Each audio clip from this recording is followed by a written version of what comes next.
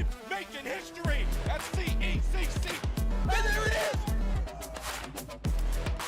Both platforms online and dip will take it home. What a game.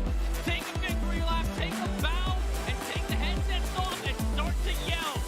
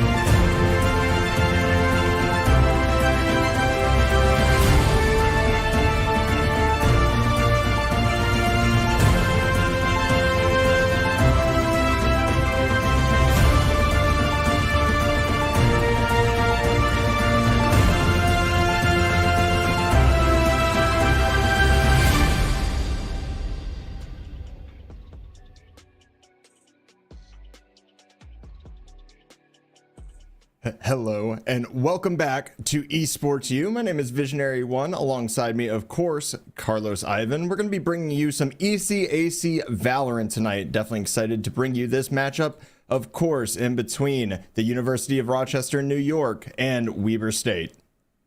Yeah, this is going to be a fun one. This isn't exactly a huge opportunity yet for either of these teams. We're still pretty early into the season, so there's a plenty of time for most of these squads throughout the semester to kind of increase their standings. Right now we have Weber State University rocking on a cool 2-1 throughout the season, but University of Rochester, on the other hand, not looking so hot. 0-3, only coming out with one map so far in the season.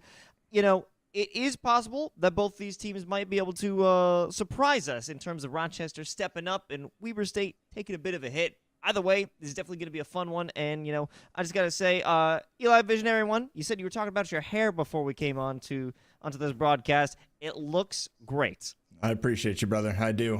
Yours ain't looking so bad itself. And obviously with the maps that we're bringing in today, I'm actually very excited to talk about these maps because they're not the traditional college picks that we get. We're going to start off on Lotus, then we're rolling up to Icebox for Weber State's pick, and then we're deciding it on Split if we get to map number 3. And this is something that was quite unexpected for myself. Obviously, College Valorant typically favoring Ascent almost every single week. We get to be here. We get to do some different maps, Carlos. Yeah, no, it's definitely exciting to see teams branching out, but based off of this map selection, these map bans, it's definitely one that favors Weber State because Icebox is something that they love to run. But on the other half, when it comes to Split, all the way at the end of the series, that's where Rochester has taken their individual victory throughout this season. So if they can make it there, they might be able to win this in a 2-1 fashion. But it all depends if they can actually get there. But let's take a look at this initial agent selection. I'm already going to say that I'm a huge fan of the continuous Gecko picks, which is basically a necessity on Lotus. On any composition I'm on, at least.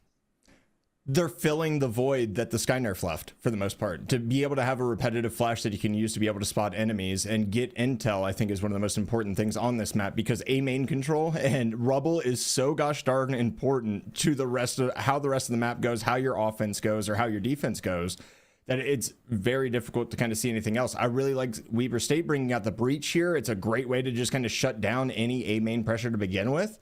On the other side, we're going with a fade to pair with a Gecko. So, I mean, you get a haunt, you get a dizzy. Which one are you going to shoot, to be honest with you?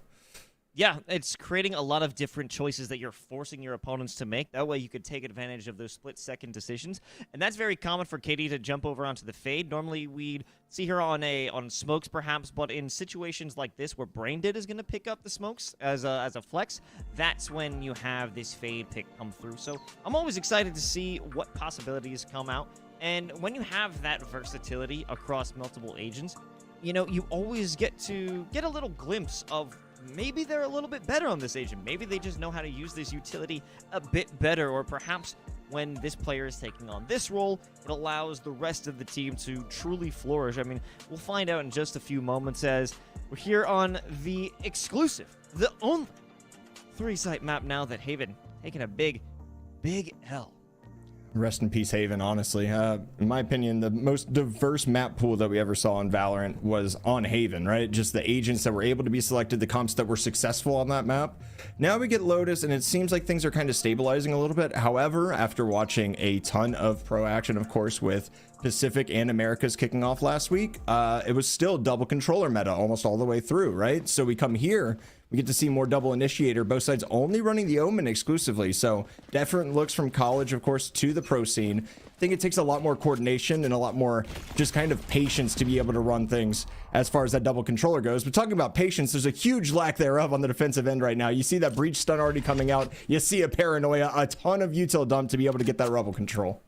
Yeah, this is the A-side special. You're going to be peppered with utility, but now we've got 2 players waiting University of Rochester over on B-site to see if they actually hit it. 3 players about to make a move. They're certainly looking to make a move right here, and Dozen going to go ahead and get the opening frag here onto Rochester. We're going to see if anything can be found. It's just going to be a Killjoy turret for now. Obviously, Killjoy lone on C. This is not a situation that any Killjoy player is used to. Luckily enough, you're going to play retake, but you have a couple more players alive right now as it looks like the spike is going to go down. We're going to see Weber State most likely playing a strong 5-person retake.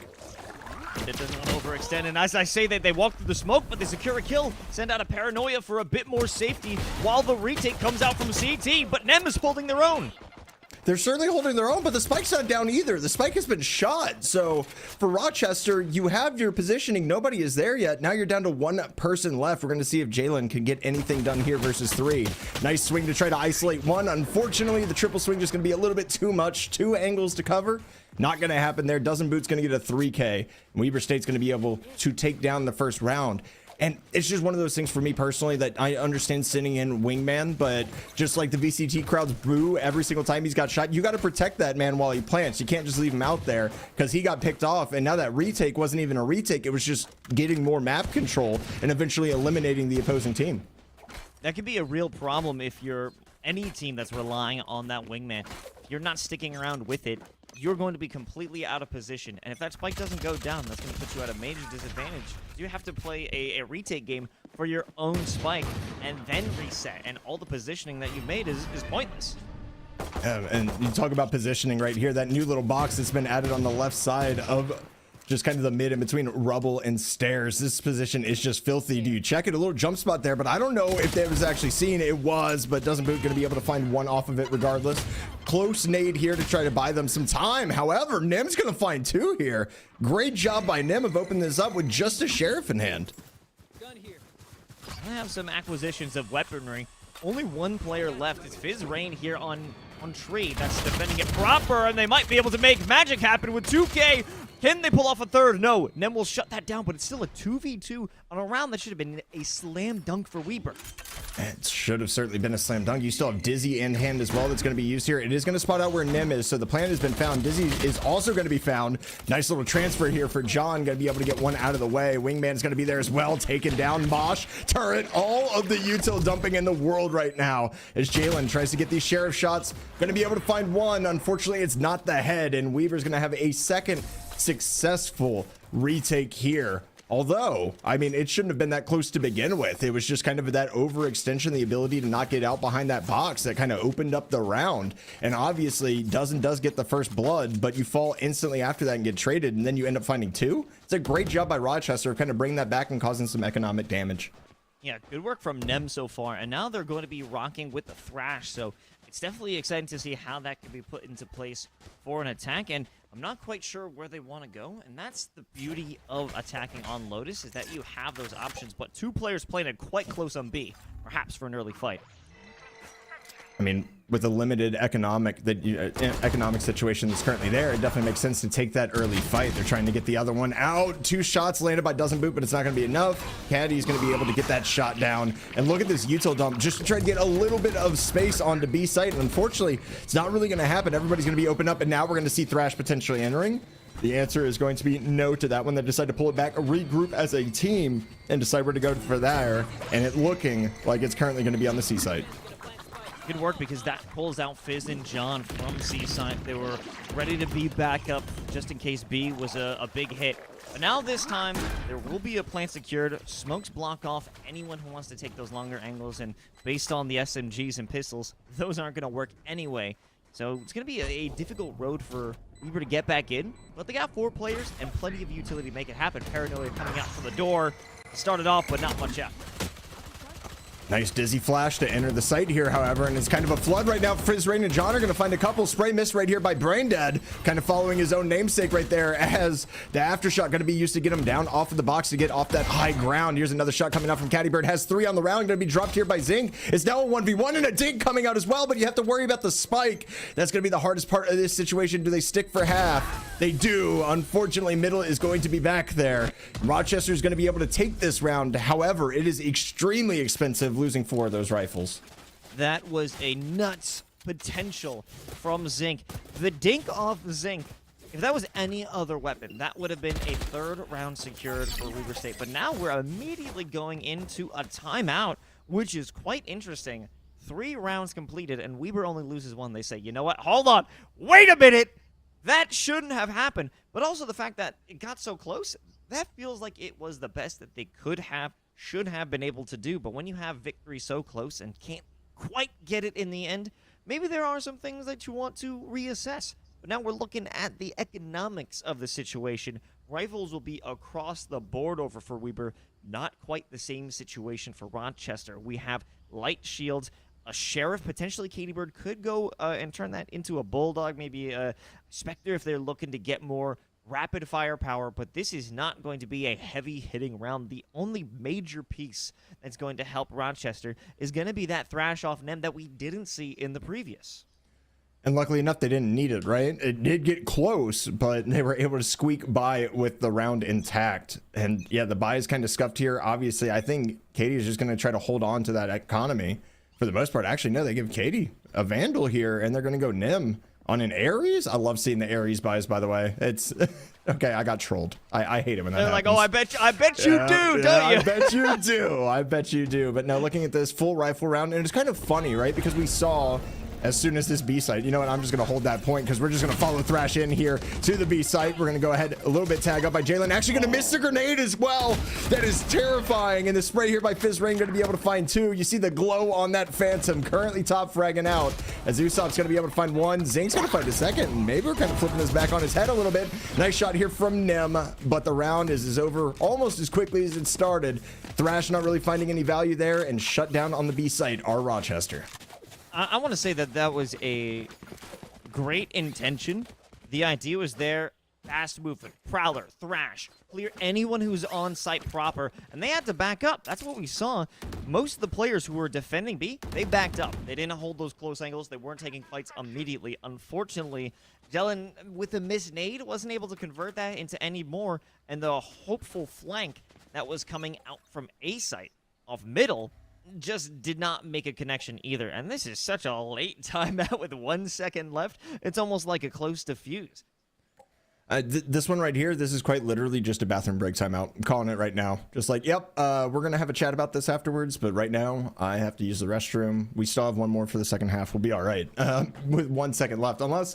Unless they're like, hey, you need to sell that Vandal real quick because we're actually going to full save as a team. Regardless of what's going on right now, the back-to-back timeouts are kind of curious to me just because neither of these have been full rifle rounds, to be completely honest with you, right? Both of these rounds that we've seen out of these teams kind of on the eco side, right? You lose one over on the side of Weber State. You take that timeout when I mean, if I'm correct, you brought a Spectre and a Stinger into the round and that was it.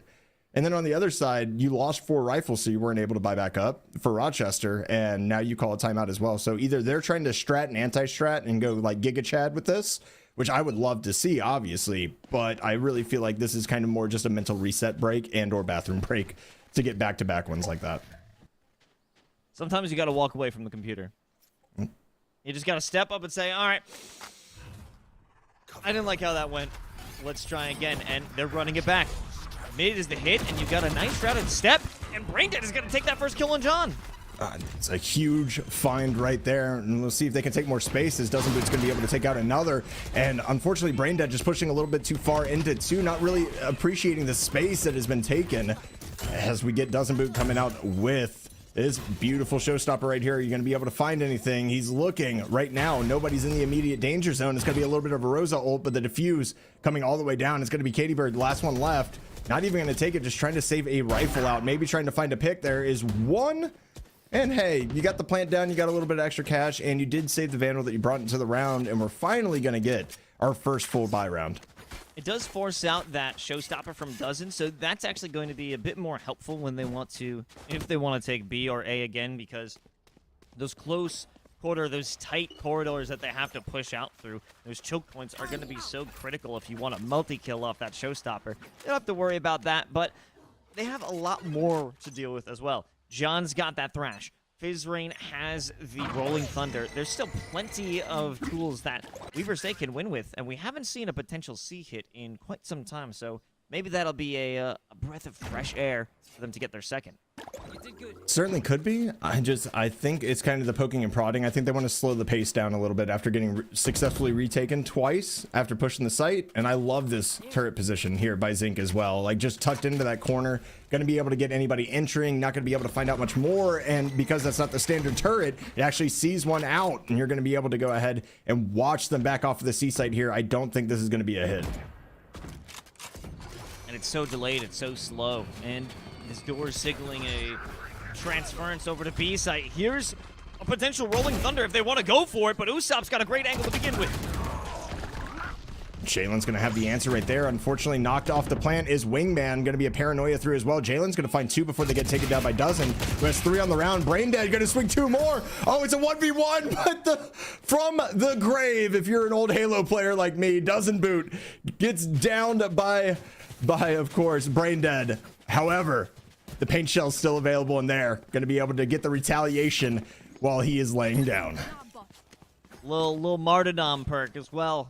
What a nice way to close things out. Dozen putting on a clinic along with Fizz Rain. That was the use of that Rolling Thunder. It came through. It stopped the push. And now it's beaten back Rochester. They're on such a low buy. They're in shambles once again. 2 ultimates at the ready, but they're not going to help them too much to take any side or really secure it in the post plant. But there's still opportunities. It all comes down to being able to get picks. I would say they have to come off the Sheriffs. They definitely have to come off the Sheriffs because you're going to be playing at range to start off with. But I think the biggest thing for me for Rochester is, like, why are you not fighting for that A main control? You do have an Omen that can Shrouded Step across rubble to be able to provide some dynamicism to where you're at. And it looking like now they're actually going to take that space after it was kind of left alone by Fizzrain and Braindead and Usopp. They don't know they're staring at each other. As, oh my, it's another missed piece of utility coming out from Jalen, and he's going to have to pay for it.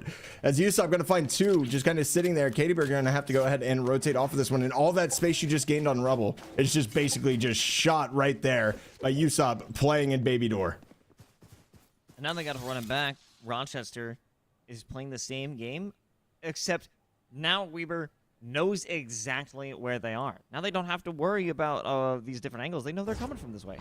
Except in that moment, that's when Usopp decides not to look through Baby Door anymore, and it's free purchase onto A site through Tree.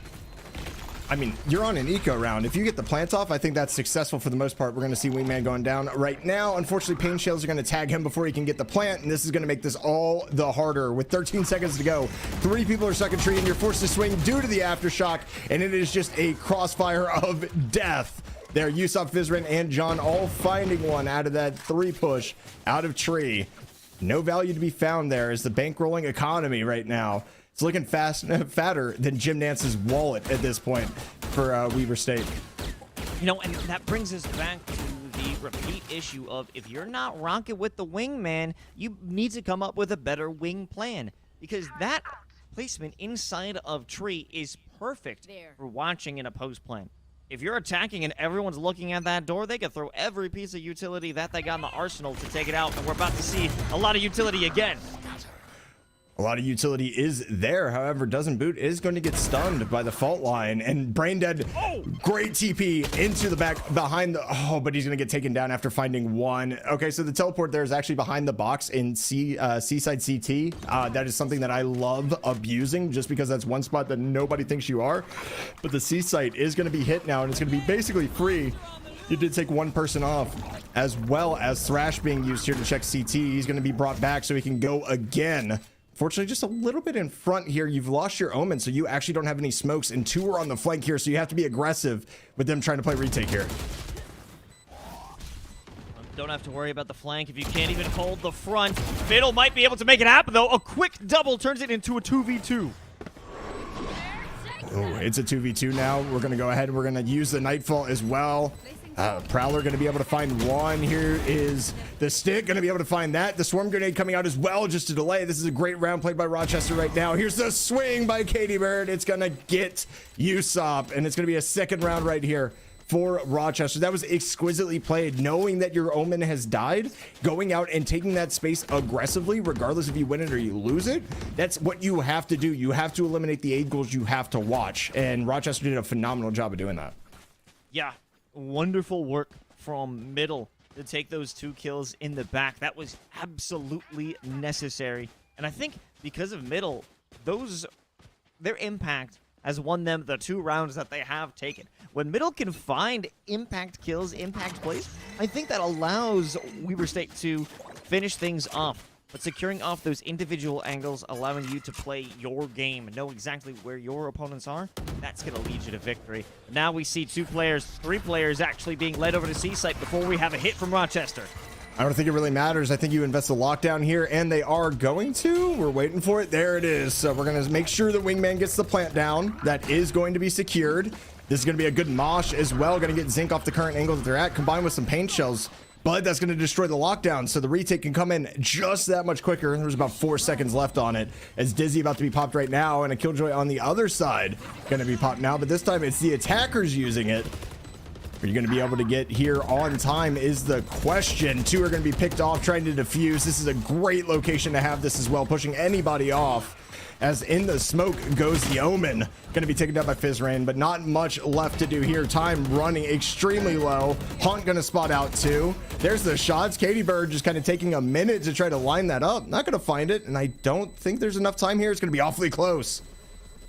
No way. Oh my. No way! Weber wins that! After all the setup, I was just about to say that Rochester looks like a brand new team being able to open things up, destroy the lockdown, place one on their own, and then re-enter onto the site and have that proper post-plant setup. That should have been a win. That should be 3-6 we're looking at, Visionary. What just happened? That is not possible.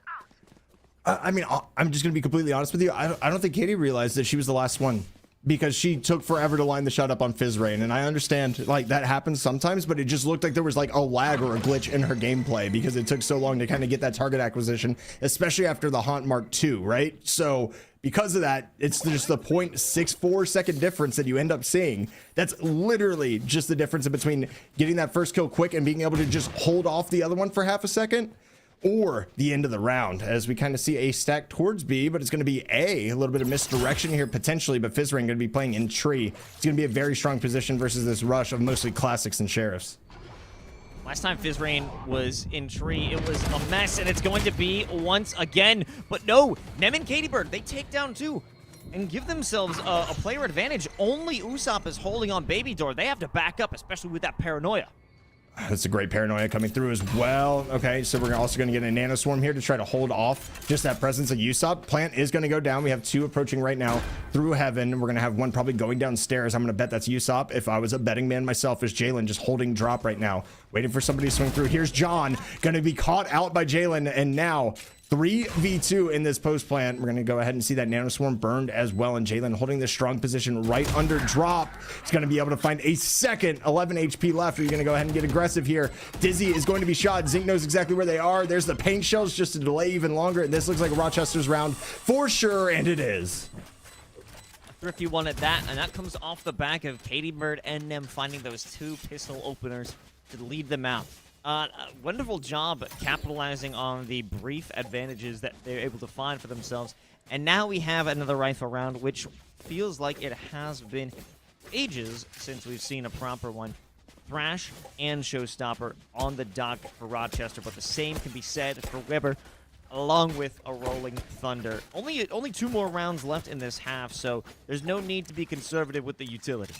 I think the fun part here, though, is you have to look at the economy, right? Rochester's starting to build some up as the fault line. Gonna find more in A main once again, but we're looking more like a 3-1-1 default right here. Some pre-fire coming out from Jalen, who had a stalwart last round with 2 kills. Braindead's actually gonna find the first one onto Fizzrain. That's gonna be massive. So the lurk is gonna be gone. 2 are already over here near C, but the utility just being wasted at this point. Are you going to send Wingman in? The answer is no. Right now, I would be hard hitting A off of that pick, knowing that there's probably only one over there.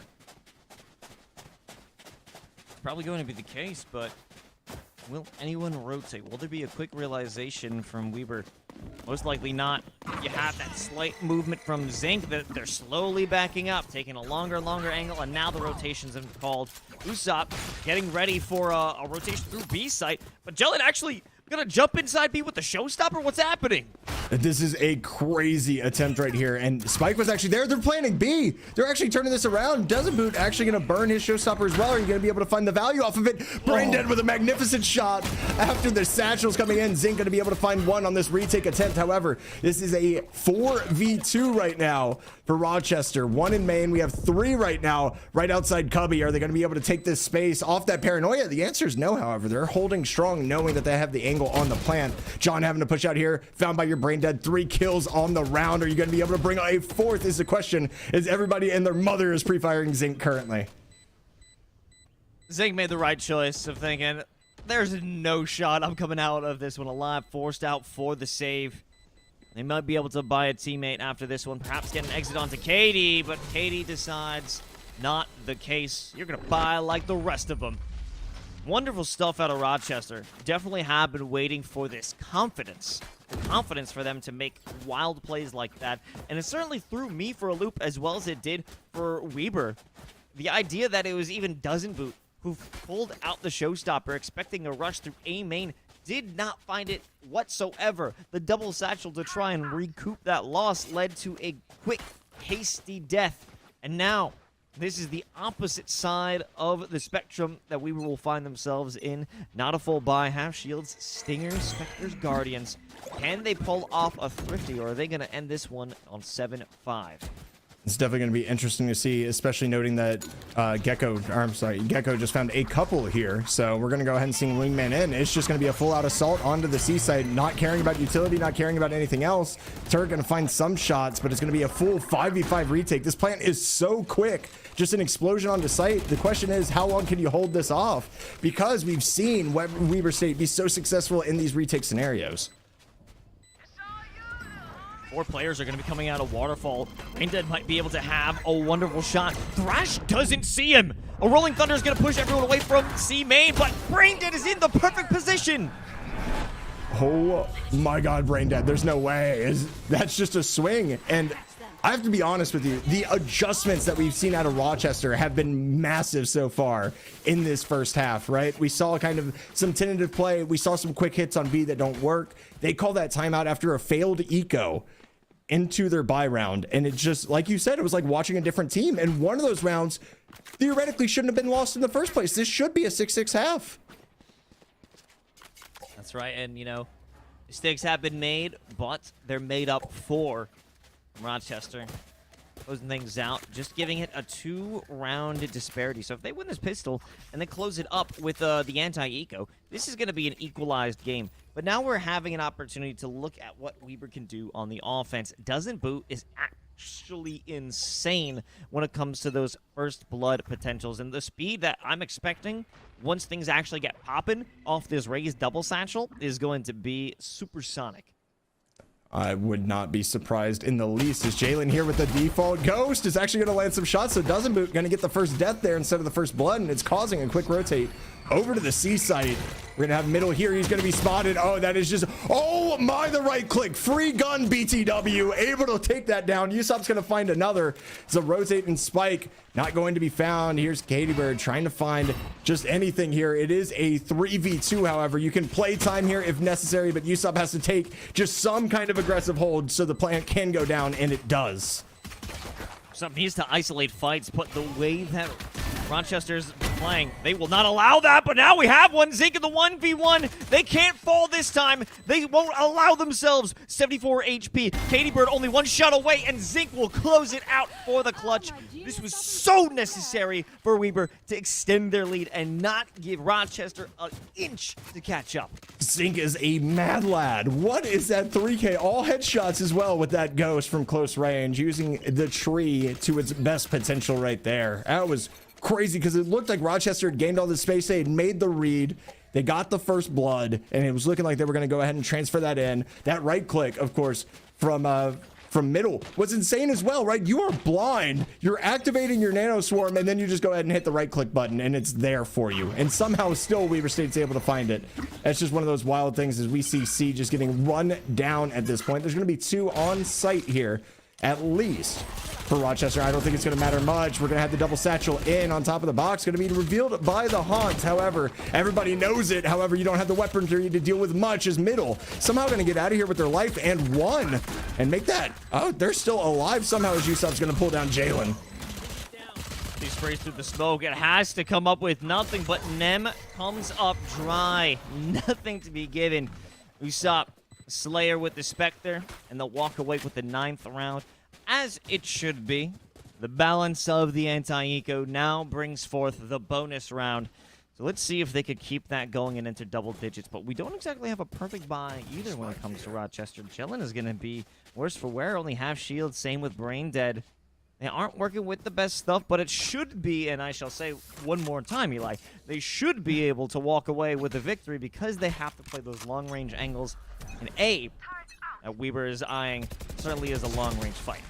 It certainly is, but Braindead's making it a close range fight. Maybe favoring the attackers a little bit. We're going to see if they can find his position out. Obviously, the Shrouded Step probably heard. However, doesn't seem like anybody really knows where they are. And just kind of that holding pattern that we're going to see. There's going to be a nice stun. Oh, here's the opportunity that you needed, but nobody checks it. Doesn't boot goes down. Braindead going to be able to find 2. Make it 3. Do you have more in you? Unfortunately, there is no more attackers for Braindead to be able to take out. That's a great shot right there. And this is going to delay just for a second as Usopp alone in a 1v4 going to have to go. He does have the Bulldog, however, so a little bit of an opportunity here, and just Omen things. You're going to TP right into somebody's crosshair, and the defense of Rochester going to be able to hold on to 4 rifles this time against the bonus round, and that is a stark contrast from what we saw in the first half. That was an absolute disaster since the clock hit 0 for the pre-round. That was such a mess where we were staying. Braindead putting in some great work. Also, I mean, I don't think Jellin meant to do this, but the nade that went back toward them and also stopped Weber from pushing into B-site actually worked in their favor. You know, when you keep messing up the nades, some of them are going to be messed up correctly, and that's what happened. But now we got a better situation. Weber with the rifles looking to have a better time than the previous round. Yep, little jump spot. Braindead's going to get some chip damage done to him, but I love it when you fail a task successfully, you know? It always feels good when you're able to pull that off. Tree entrance coming out right now. Looks like 1 has found their way in there. Nice breach flash here as well. Going to get Fizz Rain a kill. Here's Katie Bird trying to stay on. Oh my, there's just so much util being dumped onto this A site. Nobody's watching the wingman though. John's going to get the trade onto Braindead, who took it out, and now it's a 1v4. The flank looking like it's going to be coming in from Rochester. However, I really don't think it matters at this point in a 1v4. You have to have that talk about potentially saving a gun. This is your one buy round that you have after, of course, you bought last round. You were able to save 4 rifles, so you have a chance to go for it, Carlos, but I don't know how much you have in this 1v4, especially on the A site with how tight it is. Well, the timing was perfect because Middle walked right past that alarm bot at the very moment that Zinc got back into range, so it's activated. So they must think that they have a secure flank. No one's looking at it. Fizz Rain is more postured towards stairs, but the second I say that, guess who checks it? It's John with the 3K. Wasn't able to watch his Gecko, but he got that get back anyway. And Weber, in double digits, in good standing. 2 ultimates to have a much stronger take. I mean, that Shrouded Step, or that From the Shadows, could be a wonderful start. I mean, we saw how Braindead was able to use it last half, and it culminated into the 3rd round victory for Rochester, going into a bigger streak after all. So, you know, normally I'm a Omen Ultimate disbeliever, but not this map. I am as well, but this map is so wide, it just gives you so many opportunities to tuck yourself in a cubby that may not be checked, but oh no. My middle. Are you going to look right? You do, but you don't look right long enough. Usopp going to be able to find the first frag. Nim is going to be able to get the trade, however, and we're going to get the attacker Killjoy going down onto the C site. Are they going to rotate to B off of this? No, they're just going to kind of hold. This might be a fake, though. Nobody taking space off of this just yet until the very end of the Killjoy. So that lockdown gets popped. No players detected. It's going to be 2 from flank, 2 from the top of site. We're going to see what they can get done. Turret spotting out Katie Bird early here as they look to go ahead and swing. We're also going to see that breach flash coming out just to kind of stop the push. And oh my, the bullying is happening right now on long. It's now a 3v4. Doesn't stays alive. That would have been the best scenario, but Braindead actually with a Shrouded Step on top of the box removed them from their head. Now it's a problem though. Jellin hoping to clear out the rest of them, and they will. Wonderful stuff out the raise, a 3K for them. Rochester continues to whittle away the disparity, 10-7. They're still well within the bounds for a comeback, and they didn't have to use any ultimates. You know what the biggest thing for me is? If you're going to plant deep like that in that position, you have to be in a post-plant position to be able to defend the defuse, right?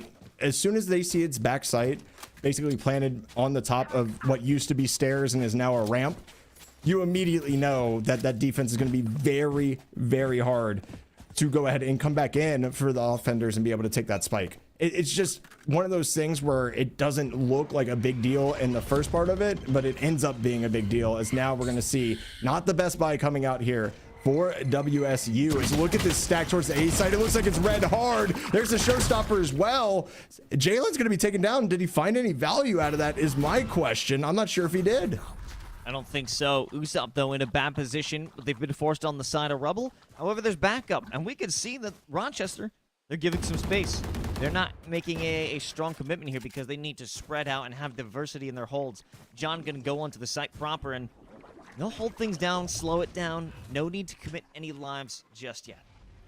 I mean, there hasn't been a commitment from the offense into a site either, so you might as well hold. Make sure you retain your map control that you currently have, and it's looking like a slow back out of rubble is going to be occurring right now.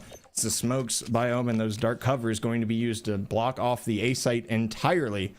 Now it's just a question of where they end up going. Are they going to try to hit B here with the Omen there? Are they going to try to go C once again and try to run through the Killjoy utility? And it looks like B is going to be the answer. Remember, they do not have the best weaponry right now either. So coming into the B site where currently nobody is holding is your best bet. You do not want to go up against that KJ utility, as John has an opportunity here. We're gonna get the stun out. Braindead's gonna be able to find the opening pick and bail off. You give up the plant here, you play the retake together as a team. As Braindead gonna find some chip damage here, but not much. And there is Thrash coming out, gonna be able to find one, not able to find the second. The plant is gonna go down, but is gonna be taken out quickly, as there is Usopp falling, and Rochester is bringing this back bit by bit. We were suffering these last few rounds. Rochester is certainly on another level that we've been waiting for. And perhaps this is the map that they add, or the series where they add 2 maps to their scoreline. Maybe even a 3rd map victory. You know, I'm looking at the stats from the previous maps and series, and this looks like a very competent team. This looks like a formidable squad that can put things back together. Maybe we have a 1-3 record for the season after this series. I have some hopium is basically what I'm trying to say. There's hopium in my veins. And now, a Spectre or a Stinger in the hand of Fizrain, that is looking to be very interesting. They want to play it fast and loose on B site. Oh my, the explosion. You were talking about dozen boot going in quick, but 2 return frags are going to be found immediately. Here's the showstopper pop. Not going to be able to find anybody with it. However, is John going to be able to take out Jalen? We're going to get 1 cease currently. There's a shot. Doesn't boot. Comes out of it alive somehow. Defender Killjoy still here, though. Spike is down. Are they going to be able to get out in time? No, it's going to be the lockdown destroyed. Katie Bird now in a 1v2. Do they know that Fizrain has made it all the way to the top of site? It looks like they do. They're going to go ahead and check this. They're making a lot of noise here, though. So it might be found. This is going to be the swing right here. Peeker's advantage not going to be in their favor. Fizrain holds the angle, gets the kill, and now Weaver State has clawed back just a slight bit of that momentum. Yeah, perfect post plant for Fizrain, as well as John on the other side. A tough situation because you forced middle to jump up through there. Right there. Or rather, Katie Bird to jump up through there, try and clear everything, make it as much noise as possible because the time has been ticking. That's the advantage that comes out from the wingman plant. So you get that early, so the clock is going faster and faster. More time is being spent just trying to take out everybody because you have an extra gun that's defending the planter. Now we have a much faster round. This might be the fastest route that we've seen towards C-Site, but every piece of utility for Killjoy is right here. Doesn't matter, however, whenever you're coming into a rolling thunder. The turret's getting displaced, everything's getting displaced. There's some chip damage coming out. Braindead just walks through the smoke and gets chopped down at the knees. However, Nem's going to be able to find one and get traded instantly, and now numbers heavily favoring WSU. Are they going to be able to get the kill? Middle going to be gone. Katie Bird now alone in a 1v4. This might be the pivotal map. There is not a lot of economy left right now for Rochester. Are you going to be able to find this? Somehow gets across the sight lines on the first one. Here's the swing. John going to be able to find the kill early, and that is a successful take, and just honestly the quick hitter that you needed, right? We've seen them kind of default out, be a little bit more passive, and when you're able to change that pace that you have, it just kind of throws defenses for a loop sometimes. Speaking of being thrown for a loop, now it's time for Rochester to run on that timeout. They don't have much time left. That is 1 round away for WSU to take the first map of the series.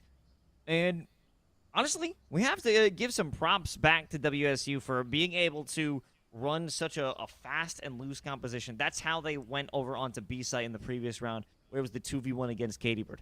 Being so quick is how they blew up C-site, despite all of the pieces of utility from Zinc, or Middle rather, sitting there waiting for them, and they just run through because they can. And that's a problem that you run into when you're a Killjoy going up against a Omen as well as a Raze. They can circumvent that utility with ease. I mean, it costs 1 from them, and everything for you.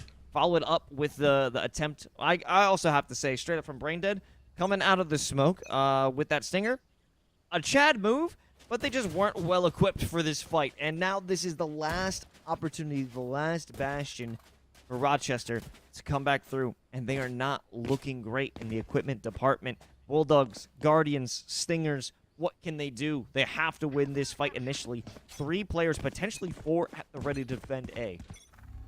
And it's going to be rough. You're going to see that paranoia being burned off the start just to buy a little bit of space. A deep smoke as well. So I like this, right? You do have a one way that you can throw on that A door. However, you're going to go ahead and just smoke it straight off. And look at this regroup. We're hitting C once again. However, it's not Killjoy here this time. It's going to be Jalen. Has the Bulldog in hand.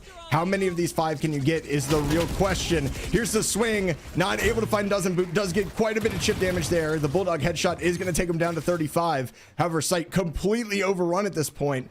Spike not down until Wingman decides to plant, and look at all the space they're taking in CT. What is going on here? This is such a deep placement, and no one is looking no. back. No one is looking back. Fizzrain has the flank. Oh, Fizz with 1. Nim actually going to shut this one down. Make it to, oh my. Okay. That looks like it was a disastrous situation. They're going to get guns out of this and even it up. 3-3. John going to go ahead and pop the Thrash, but it's not going to be found. However, Usopp and John going to find 2 kills. It's going to be Nem alone. Does not have Dizzy to use. Going to go ahead and shoot the turret and not find anything else. It's going to be Weber State winning map number 1, 13-8. And oh my, Rochester really showed a lot of just adaptation, a lot of resolve there to bring that back from how it looked at the start. However, it just wasn't enough. Weber just decided, hey, we're going to hit sites, we're going to hit them hard, we're going to hit them quick, and we're going to see how you react. Unfortunately enough for Rochester, they weren't able to pull through after that adjustment. Yeah, for the last round, I think that really personified the meme of it's so over when they take the site, and then we're so back when the flank gets destroyed, and then immediately after the rest of Rochester dies, we're so over again. But, you know, you have to give props. Well fought. Definitely one of the better showings that we've seen from Rochester so far. But Weber going to take the first map of Lotus, but this series is far from over. We're going to be heading over to Icebox next, so don't go anywhere. ECAC Valorant returns right after this.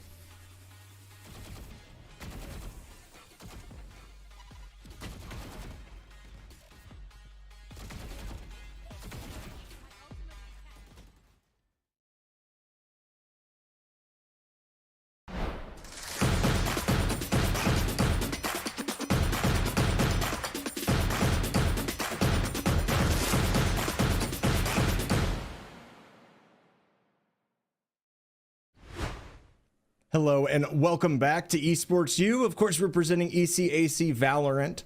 We saw a wonderful map 1 on Lotus, but we're going to Icebox next, Carlos. I'm definitely excited to see what that's going to bring. Yeah, I think it should be definitely a good time. I love this rendition of Icebox much better than the previous, and I think it allows for very crafty, very interesting, fast plays. If I know anything about Dozen Boot, which we just saw, get a nice 5 first bloods, wonderful movement to allow Weber State University to open things up, take their first map. Icebox. It's not really gonna be in the common collegiate rotation when it comes to map selection, is it, Eli? I mean, what are you thinking about this? I think it's a breath of fresh air, a cold breath of air, but still a fresh one. It's definitely something fresh and definitely something different, and I'm not gonna knock that at all. As a caster, I'm very excited. Personally, however, Icebox being back, not the biggest fan. Not the biggest fan personally. A lot of verticality, but at the same time, B site still somehow remains unchanged from forever ago, and I just question that specifically because, like, if you don't have the Sage, right, you kind of risk a lot, or you have to run double controller, or what I've seen now is using the Harbor Cove to kind of replace that Sage wall because it still gets you the same kind of protection. However, it gives you more post-plant utility than a Sage does. So if you have to burn an agent's utility to be able to safely plant on a site, I think it's a little bit of bad map design, to be honest with you. You know, I've got nothing to say about that, but speaking of things that are in control, I want to talk about Middle from Rochester, who has definitely stepped up as the map has gone on. Not exactly the best performance in the beginning half of Lotus, but I believe that through a warm-up of consistent fragging, you know, they may be able to have a much better, stronger start in the beginning of Icebox, which is definitely going to be necessary. And now we can see through the agent selection, we have an adjustment of controllers. Katie Bird previously on the Fade, now moving back to a comfort pick of Viper. So I'm wondering, going back to that conversation of how exactly do players perform differently on their different roles, on their agents? Katie Bird did a pretty good job on the Fade, but I'm wondering how much better can they do on the Poisoner? Yeah, and if that is a comfort pick for Katie, I'm kind of questioning why you don't run it on Lotus, right? There's a bastion of pro playbooks to take from using double controller, of course, with Omen and Viper, or Omen and Harbor, and that map has been played every which way, but it almost always involves double controllers at the professional level. So I kind of question if that is the comfort pick, why wasn't it previously run in the last map? Because we see people taking, like, from Fnatic, right, with that Fade on there and only having a single controller, not realizing that Fnatic is like a super team of super teams, and all 5 of them can aim like crazy and frag like crazy, right? In a collegiate space, you're not really allowing yourself to cover your weaknesses in situations like that where you have to play a comp perfectly. So I do like seeing this. However, I love seeing the Harbor Viper combo coming out of Weber State. I mentioned it already as far as replacing the Sage. I think it is a genius plan, and I think it just works a little bit better in the context of how Valorant is looking currently to be able to utilize those 2 controllers. Yeah, I think we're looking at your preferred composition here. Definitely, I want to know how that's going to play out against the classical Sage on Nem. Nem also switching around. Everyone is playing a little bit of musical chairs in terms of roles that they're bringing out. Braindead, previously on the Omen, now on the Sova. Nem on the Gecko, now on Sage. This is just a lot of maneuverability, fluidity in agent selection. But now we're about to get things popping over on A site. Yep, it's looking like just your classic ace. Oh, that is a great shock dart coming in. It's going to take quite a bit of damage off of Jelen. So good job right there, being able to get some chip damage and kind of just stop the push for half a second. You also got the tailwind off the Jet, so that's going to be massive as you look towards the mid now, going back towards the B site. It's going to be just a lone Killjoy here currently, and you already see Middle was kind of just scoping it out earlier as the flank rotation now coming in. There's going to be a ton of people trying to come out and flood this site just to take care of it, as once you commit to that rotate, especially on Icebox, it is a long road to get back. Look at that Poison Orb. That's going to be punishing all the advantage that came from the early mover, early rotation to plant this spike is completely gone, but Katie Bird with a snake bite, no less, is going to be the one to find the first kill. I wasn't even able to see where that snake bite landed. I guess it was over there just kind of covering that spot. Oh, great shock dart right there as well. Nim's going to be able to take one, make it two down, try to get the plant. Okay, Jalen going to be taken down here as Zinc's able to find one of their own. But now it's going to be Rochester in a 3v1, and there is not a lot of health left on Zing. We're going to see what they're able to do in a 1v3. Other two at full health. I got to say, this is almost impossible here with 8 HP, and unfortunately I'm right. Nim's gonna be able to find 3 just off of basically fake plants. They were on the side of the wall that was broken. They were just able to pop off and right click a couple people. Yeah, it's pretty wild for Rochester to be able to pull that one off. Every advantage that it seemed was under their control was lost based off of the poison orb coming out from Vizrain. You'd think with the constant anti or the negation of safety from the Sage Wall, you have that snake bite that could come out and instantly kill a planter, and it gave time for the rest of Weber to come through and give support. But certainly they must have just been taking some bad angles, some very antsy looks that allowed Nem to clean the heck up off Sage. It was just a phenomenal job right there. I'm about to see the standard wall probably come onto B site. We're going to go ahead and utilize the dart as well. And there, in fact, is that Viper wall going to come in. Sage wall there for the plant. Actually going to get this at an angle this time to try to stop it and shut it down. Braindead going to stick this plant. It's very dangerous. However, luckily enough, there's a ton of people there to cover him. Spike is going to go down. And here we go. Post plant on B site Icebox. It's everybody's favorite, as Middle's going to be able to find one with the Outlaw. Interesting picking up the Outlaw. I'm not convinced by it yet, but is there going to be convincing necessary? Brain Dead with a 3K off. Oh, the quick swap to use the Ghost as well to pick up 2 off the Stinger. Rochester feeling just fine taking that anti-eco.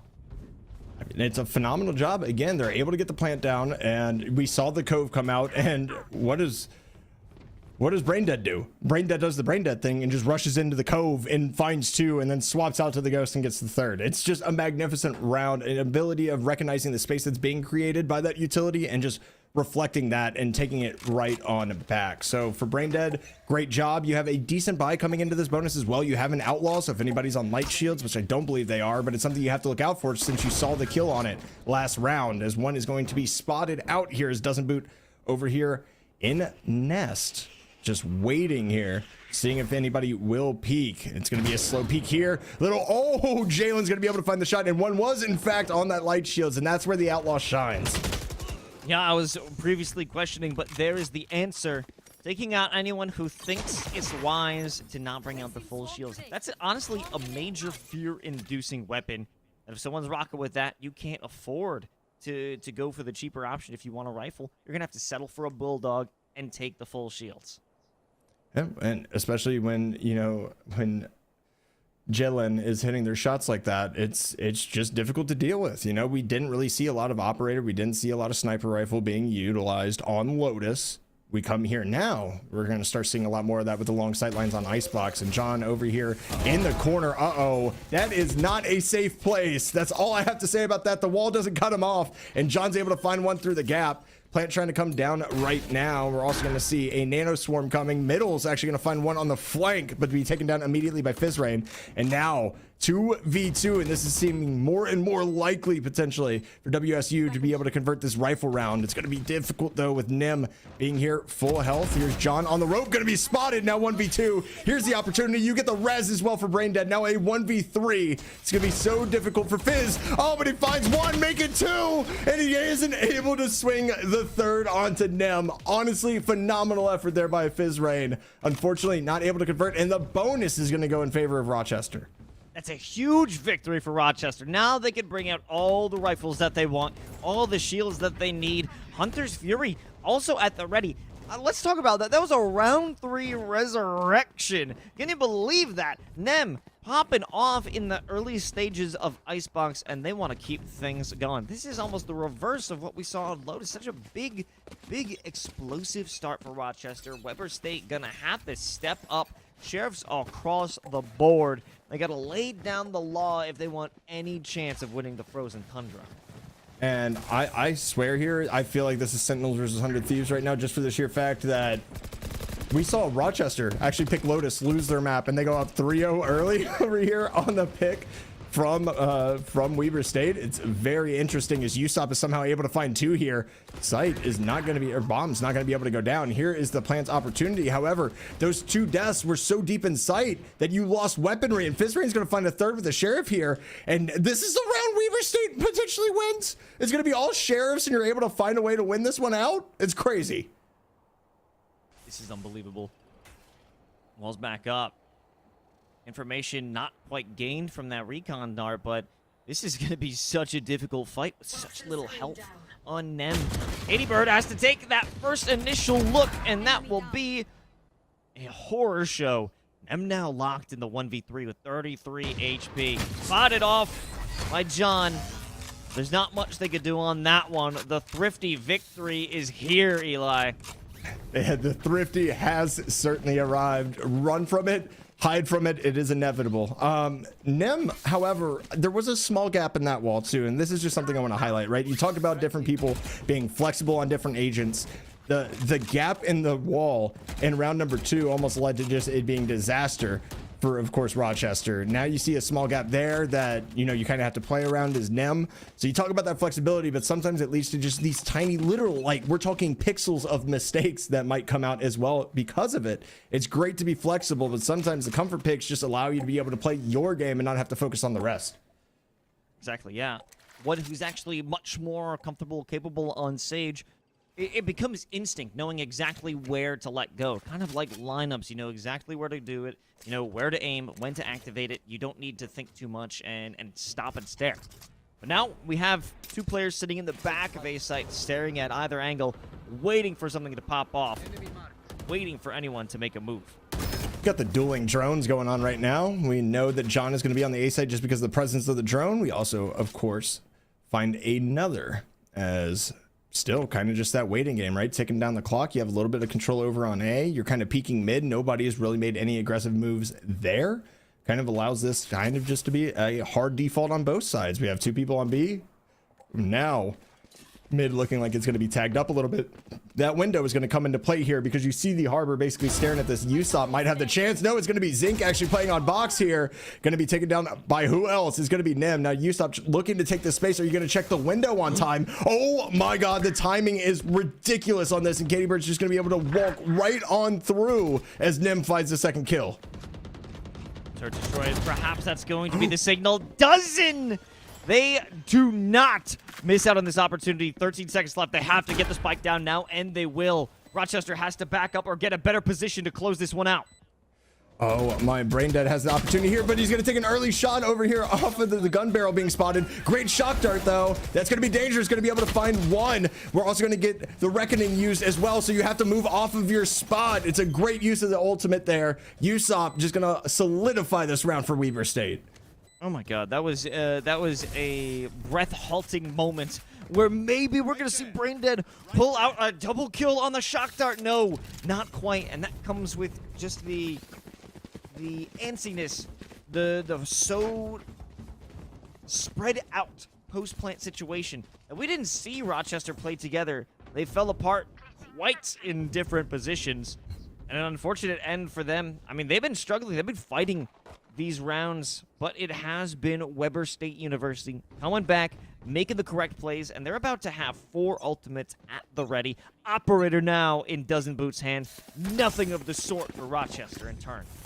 Look at the aggressive peek as well. Going to be able to find 1 onto Jalen. That's how you start out a round right there. We're going to see that recon bolt being thrown towards the back of sight. Going to spot a couple. The aggressive peek here doesn't boot. Not able to land the shot, though. Going to make it a 4v4. Wide swing while reloading with the stinger is brain dead. As Usopp going to be able to clean a couple up. Jalen going to be able to find another onto Usopp here. One's going to be tagged. Nice use of the smoke there as 1 goes up to Rides. It's going to be 2 left alive for Rochester right now. Make that 1 as John finds another kill up there in Nest. Actually, Katie Bird, I guess that wasn't relayed where Jalen fell, unfortunately, because not even looking towards that Nest. It's going to be tied up 3-3, and now the economy is going to be in shambles, basically, for Rochester. You're going to be in the cycle of sin and deliverance right now. You're going to be able to buy 1 round, and you're going to have to be forced to save the next unless you start stringing some effort together. Not much for them to work off of. I mean, they do have that Hunter's Fury for Brain Dead, but most of their hits when it comes to A. Now, in these previous rounds, they take heavy casualties on the entrance. There's no clean sight takes coming out of this squad. And perhaps they just got to run it a little bit slower, or quite the opposite, a whole lot faster, so there's no opportunity for communication relays to allow more reinforcements to come through. Yeah, it's one of those things where you can deal with it multiple ways, right? And that's one of the things that makes Valorant as a game so great, is there is a million different ways to go ahead and try to play this game.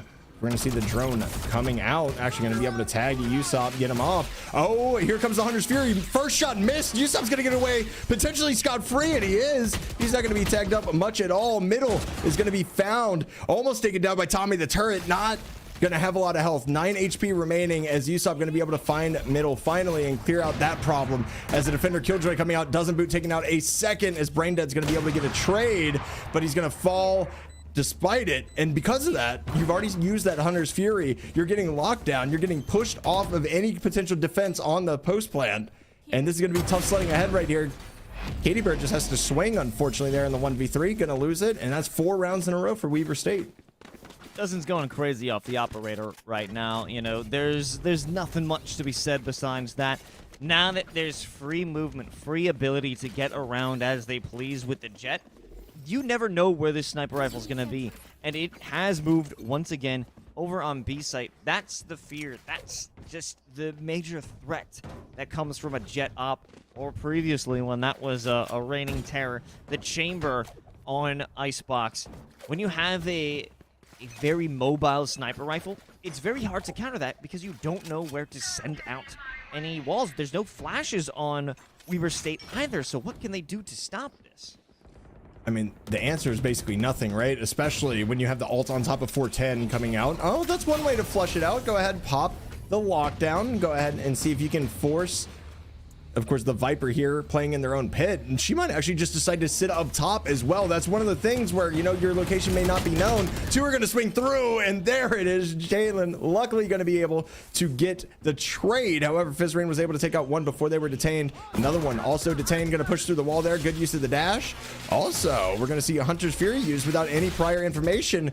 Not any damage found with it either, so that's quite interesting. Is Jalen going to find 2 here? Oh my, going to dropped on here. Oh! By Dozen, who's going to find another one with the Blade Storm. Caddy's going to have a second, making a throw. Oh my, Dozen Boot, what are you doing, son? That's a 1v1. Turns the op shot into the Blade Storm and just crushes the dreams of Rochester. Oh my god, what was I saying? Dozen Boot is going bananas right now. Almost at a dozen kills as well. 11 and 5 off the operator. This is insanity. And I'm loving every second of it. 5 rounds in a row for WSU, and there is no strategy that they're trying to figure out. Even when they employed that lockdown, it didn't exactly give them the free sight. I mean, it looked real good in the beginning with Jelen able to take down 3, but that's all they were able to muster up. It was a quick and succinct fire back, but now we're about to find that again. This is the dumbest angle for an op I've ever seen if they're going to play that close, but you know what? I believe in it. I mean, it's Dozen Boot, right? He doesn't miss. There's the tailwind, allowing the escapability to come into effect once again. I have never seen that angle used, and Nem going to go ahead and pop the ultimate once again. It's the second one found this round. Middle, not able to find the shots on Usopp either, so might be able to hold a couple people there on A just a little bit longer, allowing that plant to come through. However, everybody's kind of disconjointed right now. You have 2 kind of approaching the B site. You have 2 currently mid, rotating back to B, and of course, you have the lurk from middle here, which makes it a little bit more difficult to deal with as the pre-fire going to be there. I mean, middle, honestly, doing a great job of just keeping 2 people on A.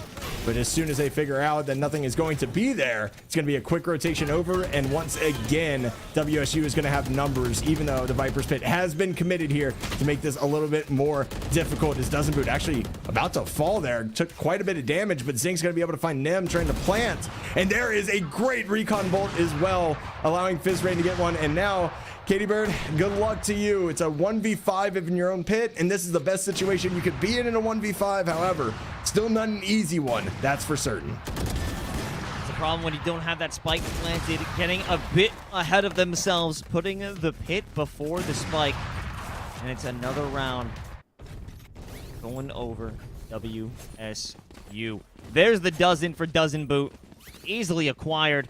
But also shout out middle for being able to put in some work, distracting both Usopp and John over on A site. But as you said, the disconjointed issue of this team is while you had 2 players on one site distracted, you need to send all 4 of your remaining players break into the site, remove their ability to defend, remove their ability to hold these angles, because while they had the numbers advantage, they still went for the same old Sage Wall plant, and it didn't do them any favors whatsoever. Oh god, that's a misclick and a half. I mean, I've done it. I'm not going to sit here and lie to you. When I played Jett, I've definitely done that before. But Usopp going to go ahead and play a bit off of this Viper wall, just having a little head glitch. Going to get some pre-fire action in. It's going to be a 1-for-1 trade, essentially, as we're going to see the Reckoning coming out once again. You see the dart here as well. Shock dart's going to come in. John's going to be able to find one onto middle. Plant not down yet, as Zinc going to go ahead, throw this over the top, bounce that off the ceiling, and see if they can get it to land in time. Plant is going to come down, but Fizzrain, oh my, the flank not prepared for whatsoever. It's going to be Fizzrain with 2. Braindead's going to be able to find one with a stinger here. It's going to be difficult to deal with. Oh my, okay, Braindead's turning this into a possibility. 46 HP, 1v2, spike down and not halved. It's going to make it that much easier, but Usopp is going to shut down those hopes and dreams quickly, and it's going to be 7 rounds consecutively for Weber State. Nice use of that cove. That also saved the 2 remaining players from being spotted by the recon dart. Even if there was a major advantage in terms of a quick kill coming out from Usopp, just the denial of vision is going to be a major thing, because that's how Sovas thrive. Thrive of knowing exactly where their opponents are, using the recon, using the Hunter's Fury. That's how they win. And using a simple denial like that might not seem like a crazy maneuver, but it did give them the ultimate advantage. Now, still 7 rounds to 3. I mean, we've seen a previous scoreline run up. If Rochester is able to take down the last 2, they still have quite a bit of game left ahead of them, and it makes things that much easier when it's only a 2-round disparity, but doesn't. Brand new angle off bit. The man's disgusting. I don't know what else to say about it right there. You just push through the orb. That's just total disrespect and a total belief in your ability to hit operator shots. That's all it is right there. And oh my, how are you alive right now? Usopp not able to find anything, but still has their life as they get tagged with this recon bolt. Middle's going to be able to take them down, but it's going to be a 3v1 trade. And right now it's Nem alone. Everybody is gone, and there's going to be Dozen pulling down the 3K to make this an 8-3 half. That just had to have been Usopp trolling. No one in their right mind at this level is going to hold down the trigger for that long. Just spraying, walking backwards too, not just holding it down for that long, not trying to spray control, just walking backwards, going, yeah, I'm just laying down some fire here. It is what it is. Looking like Cyril Figgis right there with a nice, just basically suppressing fire while they fall back and at least keep their life. Like someone's gonna pick up the kill. It doesn't have to be me. Oh no, return of the angle. It's back again. Surely this couldn't work 2 times. Could it? Oh, it's actually failed twice. The forward dash. Just the classic Asuna overheat right there after you find a couple in a round. Love to see it. Oh my, just walking through it. Does not care about the Viper Orb, as this Rochester looking like a totally different team. Unfortunately, the wall is going to fall. Is John going to be able to take out 2 here from Snowman? 3v2, still numbers here for UR, and it's going to be Nem returning to what they were able to accomplish before the swing coming out, and Jalen going to be able to get this one out. Get down, John, make it an 8-4 half, and Icebox is volatile, to be honest with you, Carlos. Like, it can be super attacker sided, it can be super defender sided, so I'm excited to see what WSU can bring. However, they only do have that single controller, so it might be a little bit difficult for Rochester to hold versus the double controller that we saw earlier. Yeah, I'm curious to see how we could have active Cascade. I'm actually just thinking, like, did we see many Harbor Smokes to begin with? I'm trying to rack my brain. Like, have we seen anything? Nothing. Yeah. I hadn't seen a wall. I haven't seen a I haven't seen cascades being utilized. Now, they're on defense, so it makes a little bit more sense, but I didn't really see much of anything used at all, to be honest with you. That's actually a great point. Well, they're only using half of their power. What does Usopp have once we have the cascades, once we have the high tide actually being utilized? Get the ability to default to wall. However, there it is. Okay, so we're going to double wall here. We're going to throw down the Viper wall. We're going to use the high tide to get in the first time. Nice little stage wall here to delay just a little bit, but Doesn't Boot has a very strong position here. Cove going to go down. Plant going to be there. And one inside the Cove to protect as well. But Katie Bird going to be able to find two. Now it's a 3v3. This is just pandemonium. And I'm surprised to see the B site being utilized as much as it is right now, as Dozen able to find one, but traded out almost immediately. Spike's still not down. A minute to go. There is a ton of time to work with. However, both people in Rochester relatively low compared to their Weber State counterparts. Falls, Jellin the last one alive, putting in some damage, peppering away at the final two. But they're playing together. They will not allow 1v1 for Jellin, but that's exactly what Jellin's gonna get. Ultimately, it is John who walks away as the victor. But a close call to be certain, and this is most definitely going to end in a double-digit scoreline for Weber. They've got the anti-eco, they've got the Spectres, and they've got the willingness to make some ridiculous plays. I don't disagree with you, but we've seen crazier things happen. Like Nim, the way he played the first couple of rounds in the last half, I wouldn't be surprised to see him get a 3K with the Sheriff if he decides to buy one. It's looking like he is going to scoop up a Sheriff as well. We're also going to see a Marshal here for Jellin. So I mean, potential. You have to find a couple of impact frags early. And unfortunately, Jellin going to be pushed off of the angle relatively early. Are you going to be able to get a shot off? The answer is no. Going to be spotted as well. And now you're just stuck in between a rock and a hard place. You're swung by 5 people. You're not winning that, unfortunately, with just about any gun. As the Cove going to go down. Plant looking to be achieved. Pre-fire here by Nem. Not going to find much as Keddy's able to get one. But not much more than that. Now we're getting a much better look at how the Viper Harbor smokes can be put in place.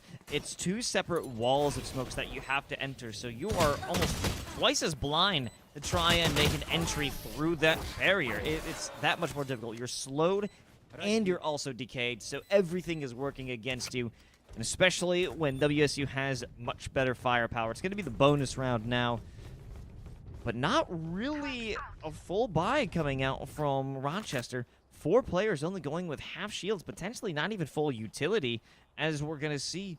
I believe there's no orb, if I'm mistaken, or no snake bites coming out for Katie Bird. No snake bites, that is.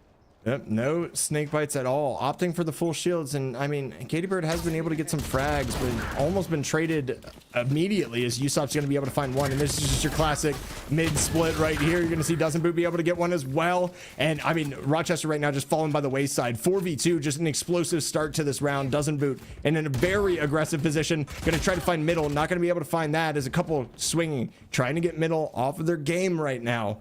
No nano swarms to work with, just having to hold their ground here as they know 2 have pushed up so far. Not going to find much more, but Tommy the Turret actually going to find Usopp here, and now numbers thinned out a little bit. Now into a 1v2. You got to deal with middle. You also have to figure out where Jellin is currently. When you push middle in a corner, they definitely can step up.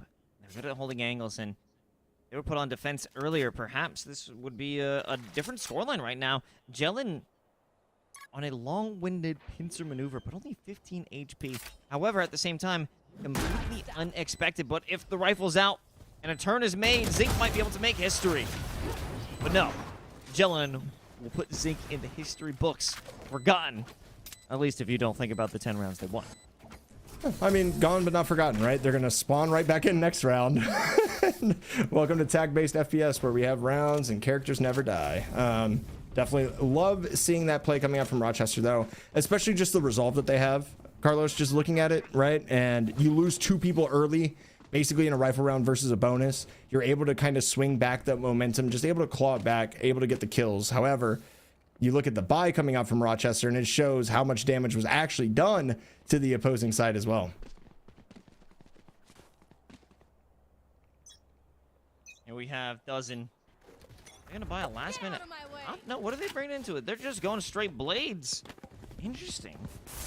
All that money. You know what? I think that might even be in the confidence territory. Bring out the blades. Take someone else's rifle. A lot of smoke to deal with. 2 different cross sections that these teams have to navigate to gain entry. 4 players about to burst onto A site.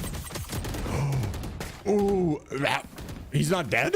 I'm flabbergasted right now. Somehow Jalen gets away with that, able to get healed by Sage as well, get to 100 HP, and it's just an instant rotate being called. A lot of space being taken in mid by Fizzrain, but it's going to be shut down immediately by Jalen. Sage going to get that assist for the heal. Hey, thanks, buddy. And we're also going to recover a rifle here. Nim using that wall just to take up some space as Doesn't Boot looks to push mid. Going to find a Spectre here. All blades are gone already, so you talked about picking up a gun. Getting a Spectre is definitely not ideal. As the Cove going to drop? Plant opportunity potentially here as Jalen tries to spam that Cove down. Not going to be able to find it, and actually is Zinc going to be taken down wall planting. Bomb's not going to be down, and now it's 5v3. This has been a great round so far by Rochester. Is Caddybear going to be able to find Dozen as well? Stop. Not giving up just yet. One single cascade, but one single shot into the dome is going to put them down. A 3v1 for John. He has to win 3 immediate fights right now if he wants to walk out of this one as a victor, but no. One more kill is all they'll get. Rochester clawing back 6-10. They're not quite done yet, but it seems that everything that could have gone wrong in that previous round, Eli, went wrong. The blades didn't quite connect. Katie had the ultimate timing to take down, I believe it was Dozen again in that moment. Not many things went Weaver State's way, and that's how Rochester wants to keep it. Only blades at the ready, and Jelen's gonna try and do something similar. That Doesn't Boot tried to pull off of the previous. One hero rifle, though, also needs to be stated. Doesn't Boot not gonna make the same mistake twice. Definitely not. Yep, gonna go ahead. Oh, actually just tries to fake that and get aggressive here. Gonna be able to find Zing. Bomb is gonna be dropped. So great job of just playing aggressively here. Some blades landing as well, but into a double peek once again as Usopp trying to get onto site. Gonna blast that Cove. However, Recon Bolt gonna spot them, and it's looking like a quick rotate as Fizzrain has been able to gain some space onto A. However, the setup might be found. It's going to be middle, getting tagged up for a little bit of damage. Not much as the snake bite used as well, just to cut off the rotation and force them to look one way. Fizzrain going to get popped as well by the alarm bot as Nim's able to find one in mid, and that's going to make this that much more difficult. Middle finding 2, make it 3, and that's a round over. And WSU looked like they had a plan, and as soon as they were spotted, they just got off of it, and you are going to be able to take that, only losing one member who is Jalen, and I think they might be able to buy him an op this round as well. So you might see that dynamic jet op on this side as well, as both jets are currently top fragging for their teams. There it is. But actually, it'll be a purchase for themselves. Middle not going to be so generous, interestingly enough. But as I was saying, you put middle in a corner, and they will strike back a much stronger performance than what we saw back on Lotus. I'm very happy to see the come up from this Killjoy player, and I'm wondering how long will this persist. I hope for a whole lot longer. And Jelen's going to kick things off with a shot on Zinc. I mean, it's beautiful to see, and you're also using this over there to kind of bait, right? We've seen this angle played multiple times. It's not anything new, as Doesn't Boot, with about 4 members of the team trying to go ahead and take this A site just middle, and I believe Caddy are going to be here currently as Doesn't Boot checks left. He's going to be right behind the cascade. This timing might be ludicrous. However, it's not. Oh my. Katie Bird obviously doesn't have walls like we do. Not able to see how close to a timing that was. Great defender Killjoy. Lockdown being popped here as well, just to try to clear out a little bit of that post-plant utility to push him back. Actually, we're going to see the counter ult being used by the Sova. However, that's a great 1-for-1 trade. Is Jalen going to be able to find Doesn't Boot here? A couple more used. Actually, another ult burn. It's Jalen popping off with that operator. Usopp last alive here in the corner. Going to be taken down by Katie Bird. Defuse going to be found because the wall was there anyway, and it's going to be 10-8. And Rochester starting to claw their way back on defense. My God. My God, a nice 3K from Jelen. I think it's just how it works here on Icebox. Anybody who picks up the op on the vendor side will have a masterclass of a game. We're certainly seeing that. If Jelen can keep this up, I'm going to be very satisfied with how much op action there is. I personally love the op because I aspire to be good at it. I'm not there yet, so anytime someone truly has a masterclass of shots, I'm always here for it. This is a desperate round, though, for Weaver State. Money's low. They have to win. We're going to see if they can. Oh, the wall just delays everything, and a great snake bite as well. Are you going to be able to find the Sage? Somehow Nim is able to escape with their life, and that's crazy. The whole mid push has essentially been shut down, but Fizzrain going to be able to find Brain Dead pushing just a little bit too far out of B main. So now the rotate is on. The space in mid is taken Plant going to come down. Nim's going to be able to find one. Are you going to be able to find more? Shot by Jalen. Not going to be able to be found. And we're going to see the Viper's Pit committed here by Weber State. However, it's a 2v4. A lot of stalling utility in between Nano Swarms and Snake Bites, however, as everybody kind of dances around this just bit by bit as Zink's able to find at least one. Jelen almost good for 2. Now it's a 1v3? Was the resurrection? No, it's a 1v2. Zink can still make it out of here. My Zink.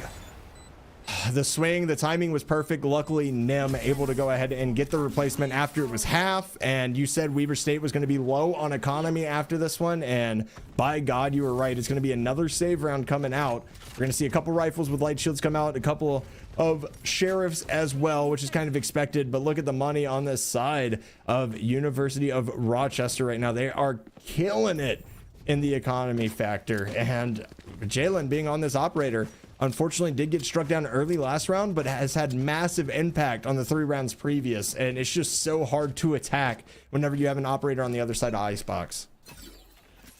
It comes back again. It's all about relying on walls. Jelen might be walking out with the freebie right in the tummy of Zink. Perhaps another one will follow up, but being spotted out by the Owl drone isn't going to give any favors over to the sniper.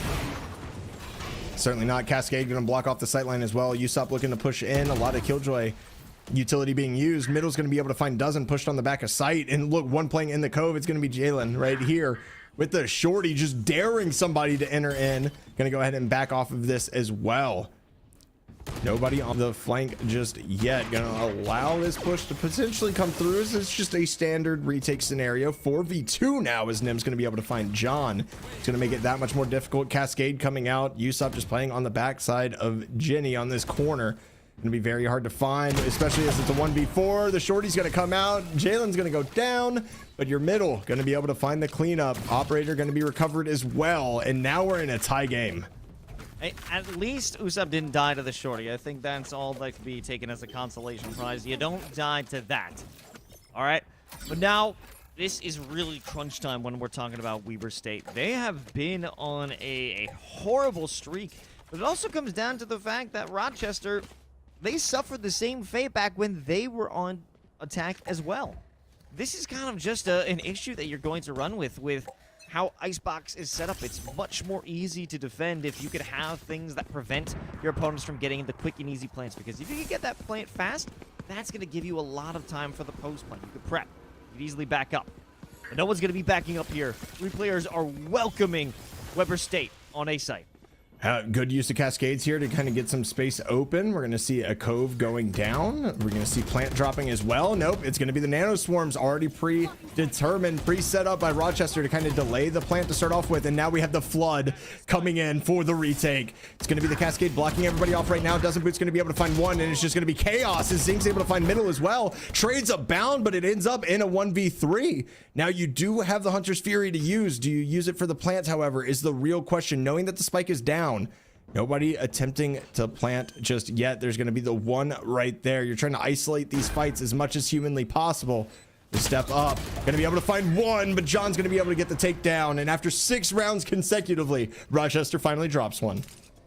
Yeah, that's such a difficult way to try and take a retake for John, as so much time has passed in terms of, or rather, brain dead. So much time has passed, or is able to be passed, with 50 seconds left. There could even be a rotation if Weber State wanted to go bring it back to B site.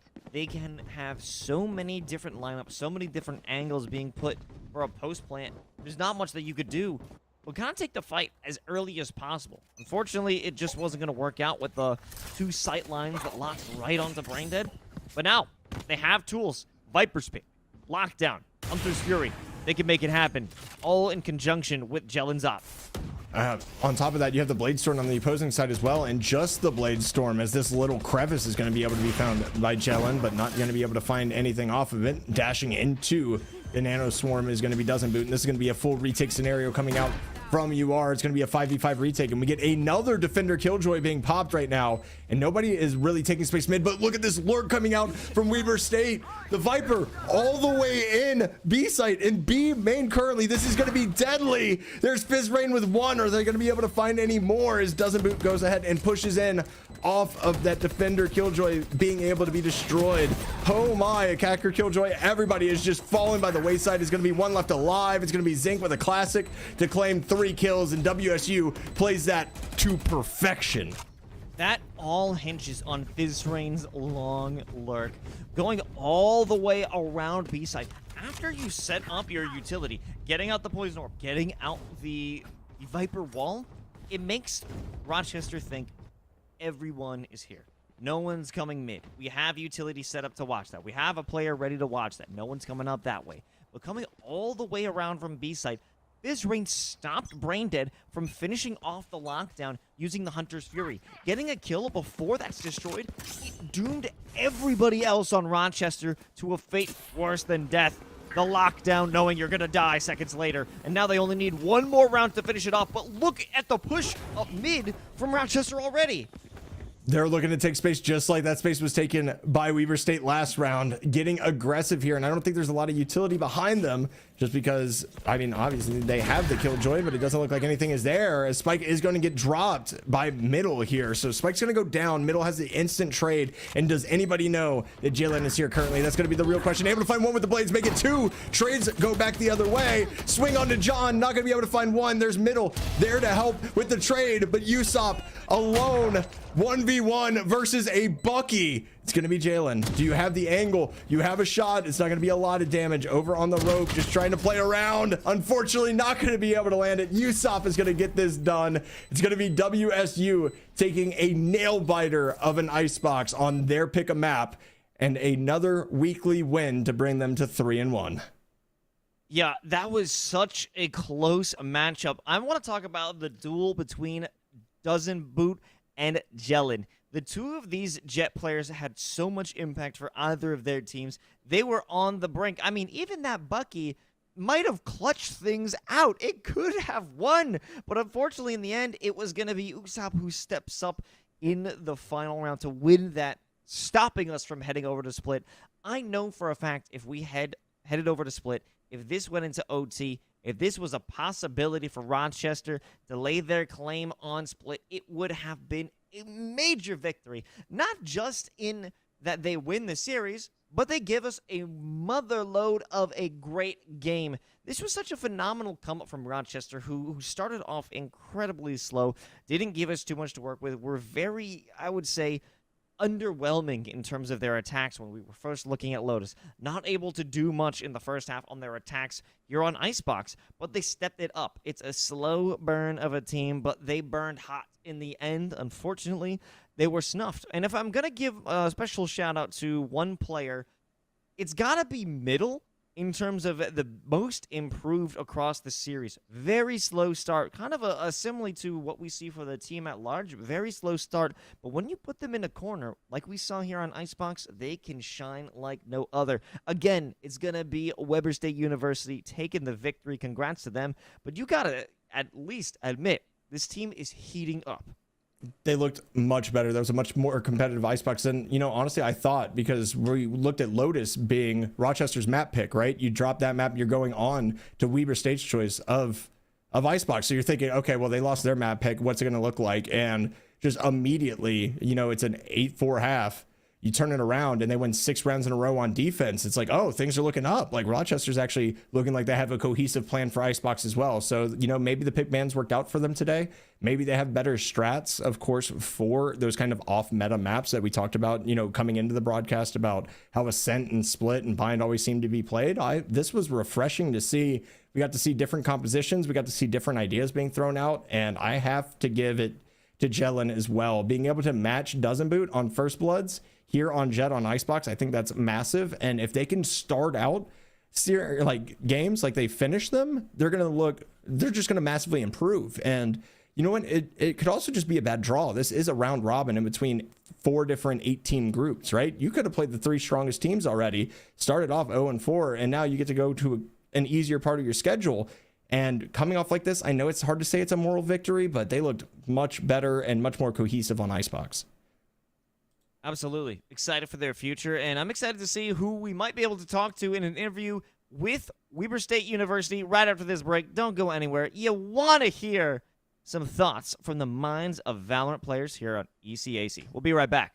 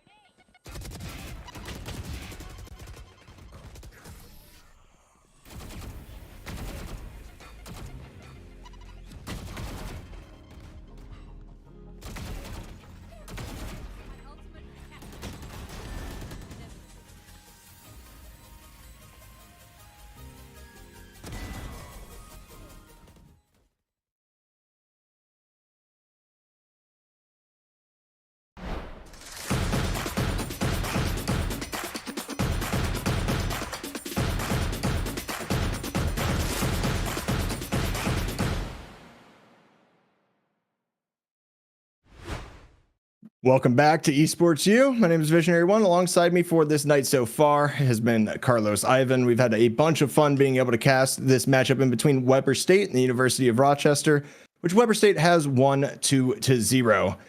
Fortunate enough for both of us, we're actually able to talk to Fizrain, who is the captain of this this Weber State team. Definitely looking forward to chatting with him. Fizrain, how are you doing tonight, brother?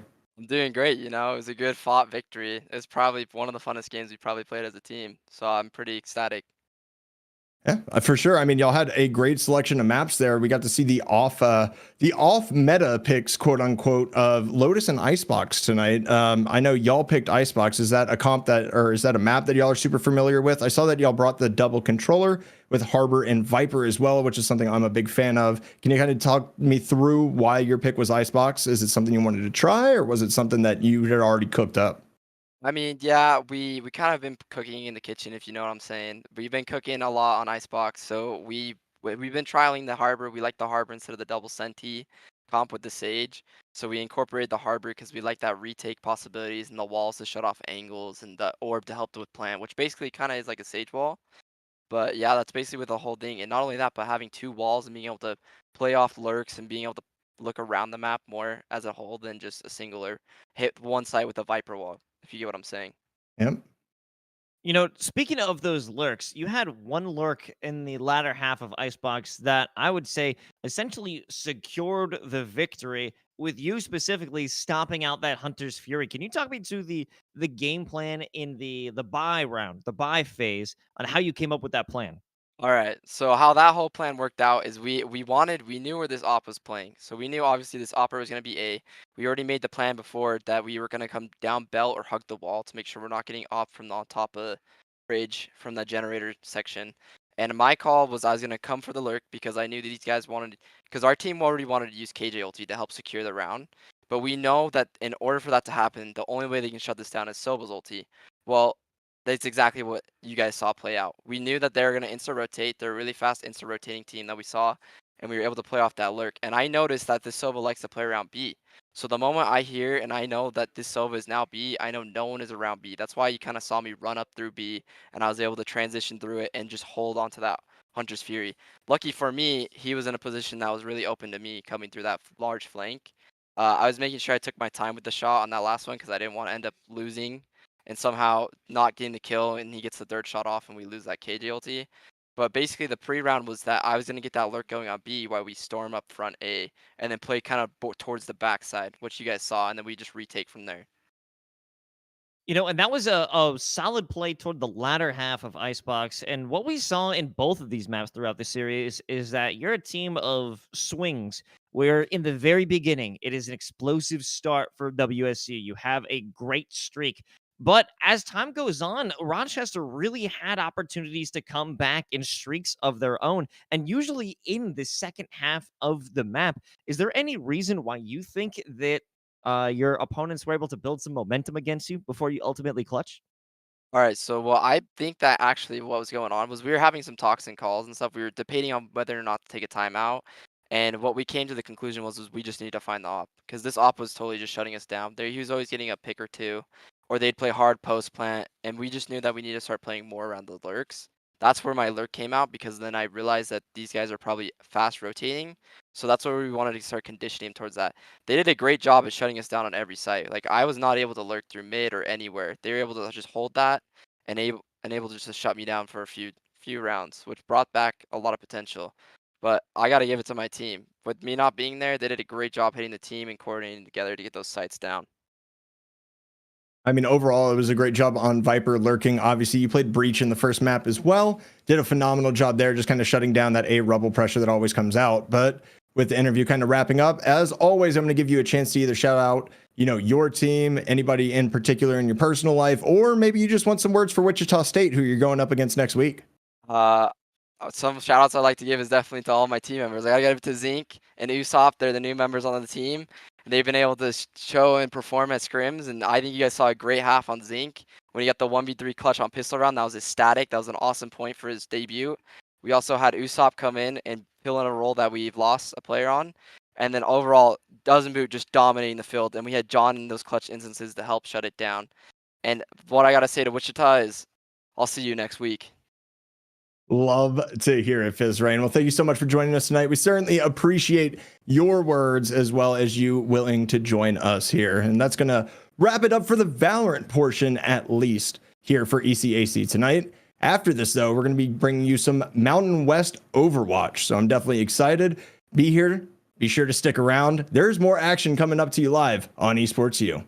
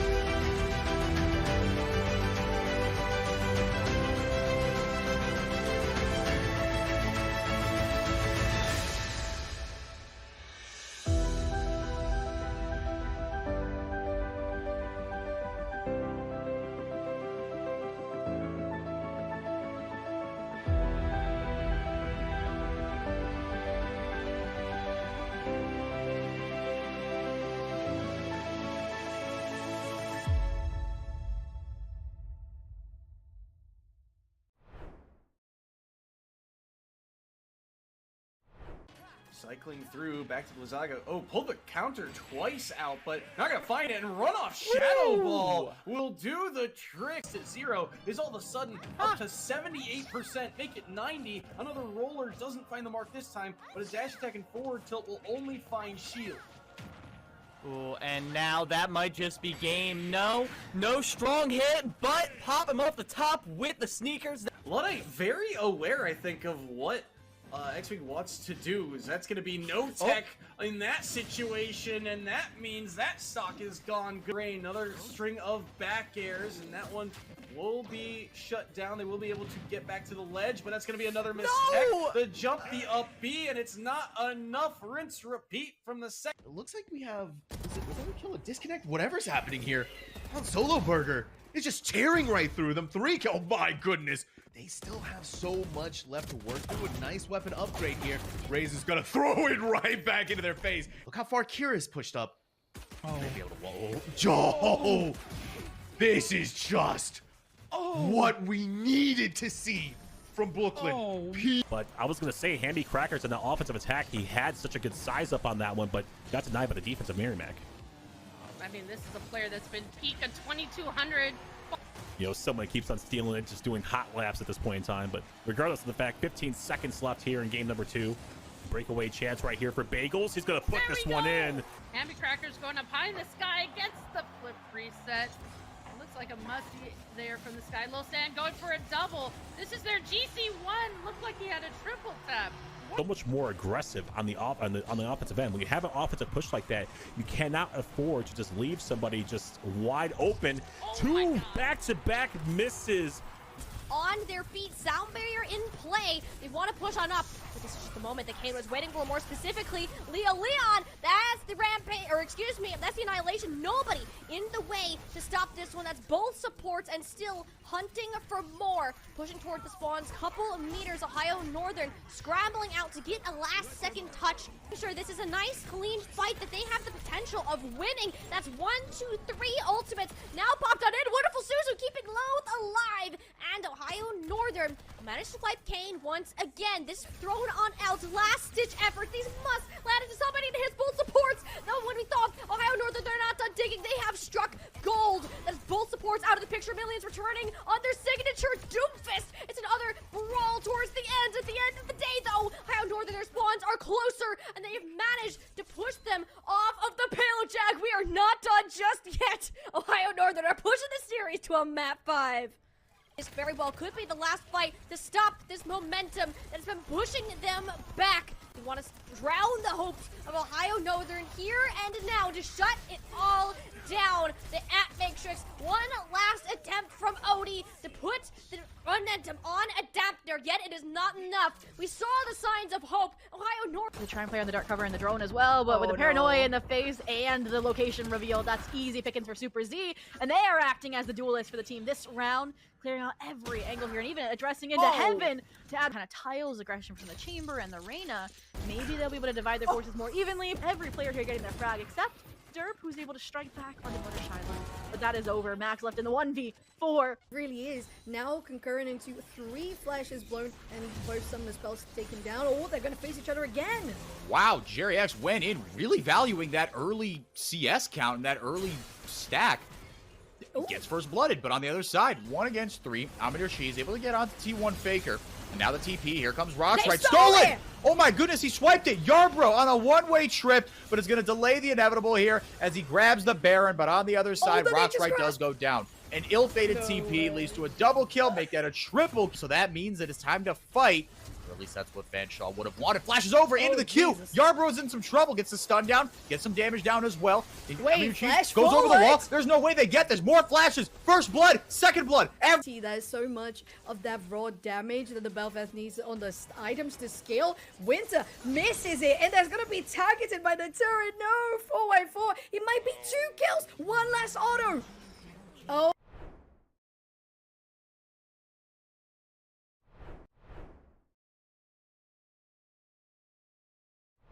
They wasted no time, no spacing, no feeling each other out. They said, all right, all buttons go, let's move.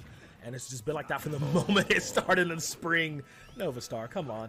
Trying to stabilize, but once again getting a hit out of all their aerials. It feels like all Shut of up. Sonic's moves Shut are up. unnecessary No. destroying. Nova Star sweeps through St. Rose.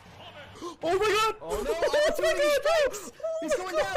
C4 recovery! They need to get back up! Oh, and Zick is right in this. They're throwing out attacks, but not at Grunk, which I feel like is the play. Oh my god, the spring! As they kind of took a little hop with that owl drone, but no, it's just been running, skipping, jumping, and Kelly, well, they're gonna catch one of the dome. They don't get cleared. And in fact, Anderson is able to find a couple. Avo!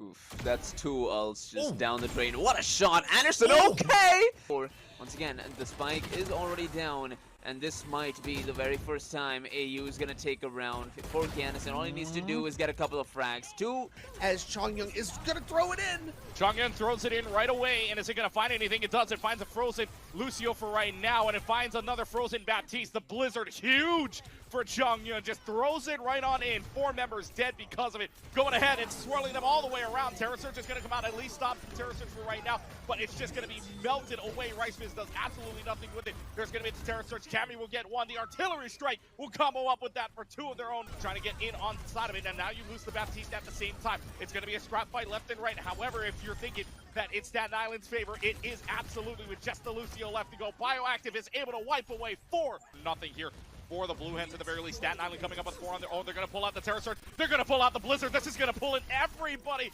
and this spells trouble. Blizzard, Terra Surge. Coming out of the tube. 2 players to hookah. Worked on the Wiser. Tries to TP away. TP's further into trouble for this squad, who is going all holds barred so quickly towards this site.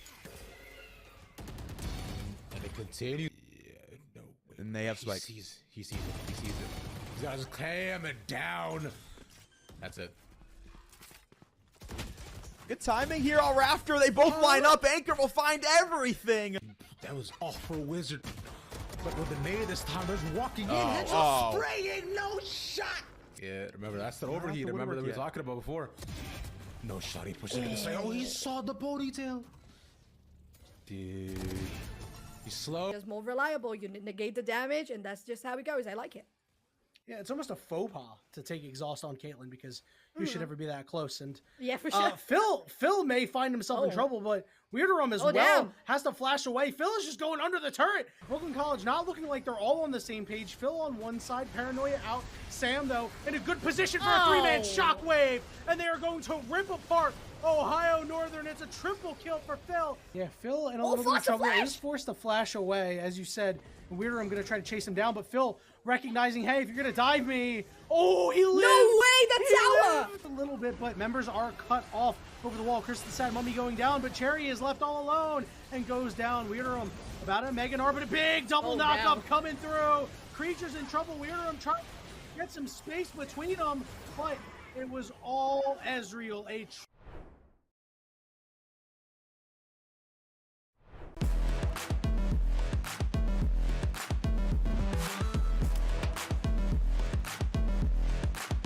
Making history at the ECC. And there it is! Both platforms online, and Dip will take it home. What a game. Take a victory lap, take a bow, and take the headsets off and start to yell.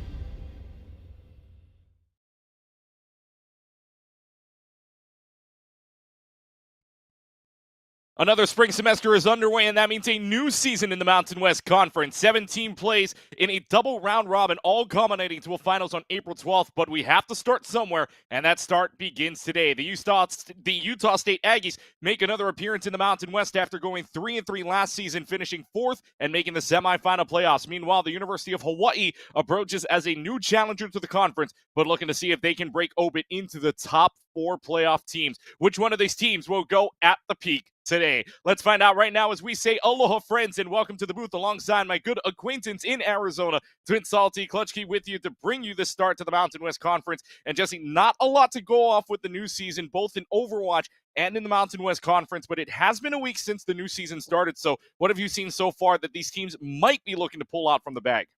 A lot of chaos. It's been crazy to try and figure out what the meta actually is right now, because we've seen a lot of different comps. We've seen that ball comp that's been flying around, which, God, that makes my brain spin. Just like the win conditions on that comp are crazy. We've seen a lot of Rush still. Sigma is sneakily very good right now. Ram and Diva as well. But the big thing is the Zen. Granted, I guess, according to some news on social media, might be getting hotfix nerfed in the coming days, which I understand it. His hitbox right now for his shots is a little insane. So I bet we're going to see some Zenyatta tonight, whether that be with a BAP, or we've even seen some with Lucio in some of these comps, which is a comp you would have never seen a year ago. Like, Zen Lucio is one of the memeiest comps you could have ran in, like, online ladder. But now it actually may make an appearance here for these teams who, just like us, are still trying to figure out this meta. Right, and there's a lot to talk about here when you're talking about the hotfix that you mentioned tomorrow, according to the sources. That was that Twitch.tv stream with the dev Q&A that was earlier on today, right at about 2 p.m. Pacific Standard Time. We saw a little bit of everything going on there with buffs for Junkrat and Iati, which makes a certain Septilence very happy, I'm assuming. With a particular, there's also focuses on nerfing Zenyatta, which again you just did mention, but there's also changes coming up to Diva, Roadhog, Zarya, Tracer, Hanzo, Lucio, and Mercy, all in the mix of this as well. So there's a lot that's going to go on here. And then even that projectile size and the health change is likely change for some heroes as well. So there's a lot that's going to go on here. So the chaos will continue on. The hotfix will come in tomorrow. So there's a lot to talk about here in what we're going to see. Zenyatta being one of the bigger ones that I've seen as of late within my game. That Orb of Discord and the bigger health, right? You're obviously trying to get the pool even smaller with that health change and the health buff to everybody. So that's going to be something we may see. I know lately we've seen Baptiste come out one more time. Lately, this is just going to be, like you said, chaos all over the place. And why not chaos to start us off? The first map to kick us off is going to be Antarctic Peninsula. Now, for the Mountain West, if you're new to the Mountain West, all of the determined for you at the start, at least on control side. So it will be Antarctic Peninsula to start. And, well, I mean, what do we see here to start us off? We could see, like we said, a little bit of everything. I'm curious to see what our first round will end up being. But I'm going to guess we may see more of the Rush during the majority of this map. I think we could see the Wrecking Ball or Diva kind of dive Chaos comps at some point. But to me, a lot of the Rush. But I want to see what tank and support configurations our team's going to want to go. Because DPS, we're seeing a lot of the same thing right now. Soldier's very good right now. Ashe, Tracer, Genji, Soj. A lot of those iconic DPS heroes are good right now. And there's a lot of versatility you can run with those. Yeah, but on tank and support, it is way more defined on how you're actually going to play it. Yeah, a lot of things that can happen here, especially with all the different points that you've got. And even during the release of Antarctic Peninsula, even Samoa as well, they said they've got different people working on each of the different types of maps you see. So this is going to be very interesting to see what these teams decide to pull out here. A couple of notes as well from the Mountain West Conference. This is, like I said earlier on, a double round robin. So these two teams will meet again. They meet once in round number 1. They'll meet again round number 8 on the March 15th. So they'll play 2 matches per day. Or 2 matches per week, excuse me, on Tuesday and Friday. So this is not the thing you will see throughout the entire season, rather, because the season will change over with a hotfix. Patches will change over as well. So Hawaii will play Utah State today. Other matches going on. Boise State taking on New Mexico. So Broncos and Aggies going on over there as well. Colorado State, UNLV, Rams, and Rebels on that matchup. The bye going to the Air Force Falcons. UNLV, I believe, last check, did defeat Colorado State 3-0 in that last checkup. So UNLV already starting their Mountain West Conference season with a win, and they were one of the top 2 teams last season. Boise State lining up as your champion of the Mountain West overall, and UNLV coming up as runners-up, both of which, by the way, we did see right here on Esports U during the Collegiate Esports Community. That was in Texas. It will be in Texas after all during this announcement that we had a little bit last week. So get to go in and jump right into the game now as well, see what they pull out from Monster on either side, Maze on either side. Big thing to start. Probably going to be Metras on either end, maybe just for the teleporter, at least for Utah State. They'll bring that out. Sojourn, though, they're going all over the place at this point, Jesse. Yeah, they're just trying to figure out where they even land on this, but the general consensus is this Ram Rush. They are going to go with the BAP instead of the Zen. They're going to be more conservative, making sure they keep their front line up instead of those quick fight wins. Let's see what they start to set up now. 15 seconds on the clock until the point unlocks. First aggressive team is going to be the University of Utah State, who tries to push right on in. Akamai, though, with the shot on the railguns, already taking down Epoch. That's traded out right away, so that's going to be a Baptiste for a Tracer. But if you're the University of Hawaii, you're taking the support kill all day long there. So you can try to be a little bit more aggressively with only a Lucio healing left to go. Small left, though, having a backup already, and this is just a May running into them. Banana Lupia is able to take care of Rose Dog for right now and stays alive, 36 health, but Small left does go down. It's trade fight after trade fight. Who finally gets the point? It is going to be the University of Hawaii flipping this to start, but the fight continues on. Yeah, this fight is ongoing as reinforcements from both sides will come on in. You said that support pick was big, but Banana Lumpia did not care, still went in aggressive for the kill on Rose Dog. Still went on for right now, but they do get another support pick to start. Akamai getting the first blood, at least in this portion of the fight yet again. Utah State is able to flip in the meanwhile, so University of Hawaii gets off the point, and Utah State able to capitalize on that, taking the lead at this point if they can keep this up. Blizzard already available, mind you, for Cats, and that's going to freeze out Smalleth and even the Baptiste of River God. University of Hawaii having to back off already. That Blizzard huge as Utah State takes the lead. I'm curious how this will develop throughout the rest of this round, having the May compared to the Tracer. We've seen Say put a little bit of pressure in the back line, but it hasn't really amounted to any actual kills against Utah State. Cats, on the other hand, like you said, already used that Blizzard. We saw the walls earlier, trying to wall off Small left, and it is making their life so difficult, and that is why Utah State right now have the advantage. Let's see, this advantage already starts off with a stick onto the pulse bomb, onto Big, and that's going to be huge for them.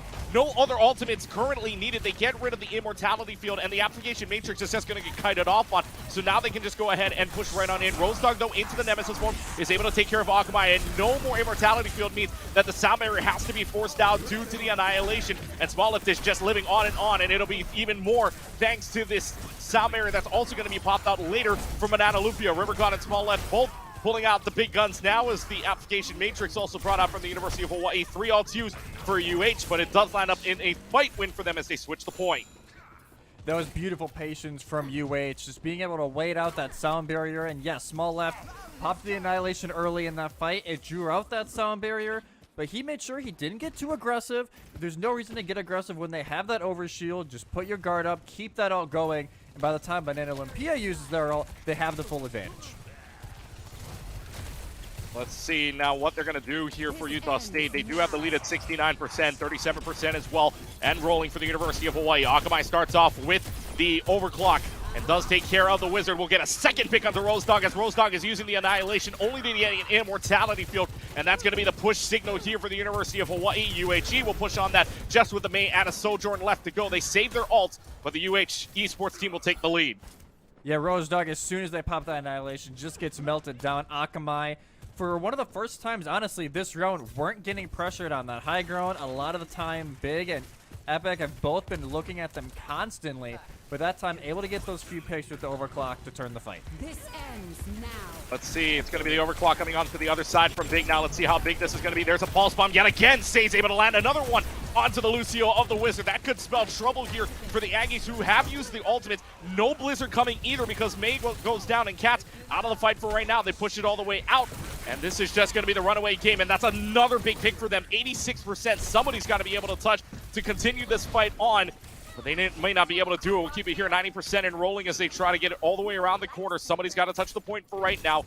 Cats does have the Blizzard available. We'll probably try to throw this out right away just to see if they can find any picks going. And it's going to be Smollett caught inside of the Blizzard, but against the wall, so is not frozen at all. Will now use the Annihilation right to the perfect advantage. Smollett using the wall to the advantage. And UH Esports is going to come all the way back from 69% down to 100 to 69 on the laps to start. What a turnaround and what a smart play, just using that natural cover, hiding away from the Blizzard that he wasn't able to get away from earlier on in this series. And Utah State even did everything right leading up to it. They tried to make sure they stayed alive. Nobody really got staggered out when UH tried to push the advantage. But in the end, they just couldn't get enough from the Blizzard, and it was just a beautiful annihilation near the end for Hawaii. And now as we enter in the second round of sub-level, this is where we could see maybe a little more variation in those DPS. We already see Say going for the Echo, which it'll be a lot of pressure here onto Big if they actually stuck it, but instead they're trolling and went back to the Tracer anyway. So it may turn into actually, can Cats make this May pick worth it all the time? Because the fights that Utah State won, it was very much worth it. In other fights, Hawaii took the advantage of the Tracer. See if they can take advantage of it one more time as they start up the fight already going on. And this is Smollett caught up against the wall, but is able to get out thanks to a little bit of good healing as well as the wall breaking at the same time. Now, Say's been a threat all game long on the Tracer. We'll see if that continues to happen. Smollett yet again caught up inside the wall. However, Say again, being just this backline Tracer, is able to find the entire backline, finds 3. Smollett getting the full house kills, and UH starts off with a team fight on the sub-level. You don't even see it half the time. Like the beginning of that fight, we saw Say go up, kind of get pushed away from Big, and then we're like, okay, Utah State have a good grip in this corner, but Hawaii had the more dominant position, and then everybody turned their focus back to the front line. Say's not going to be able. I mean, Say is going to take advantage of that every single time and comes big with the 3K. See how much farther can they continue on with this lead. As Say again, being such a good Tracer down in the backline, even getting rid of the Tracer. That is being switched on over to Utah State. They'll keep this going. Smollett, the Nemesis form, is just going to throw hands with the Ramontra left and right. The University of Hawaii not stopping anytime soon. The momentum well on their side.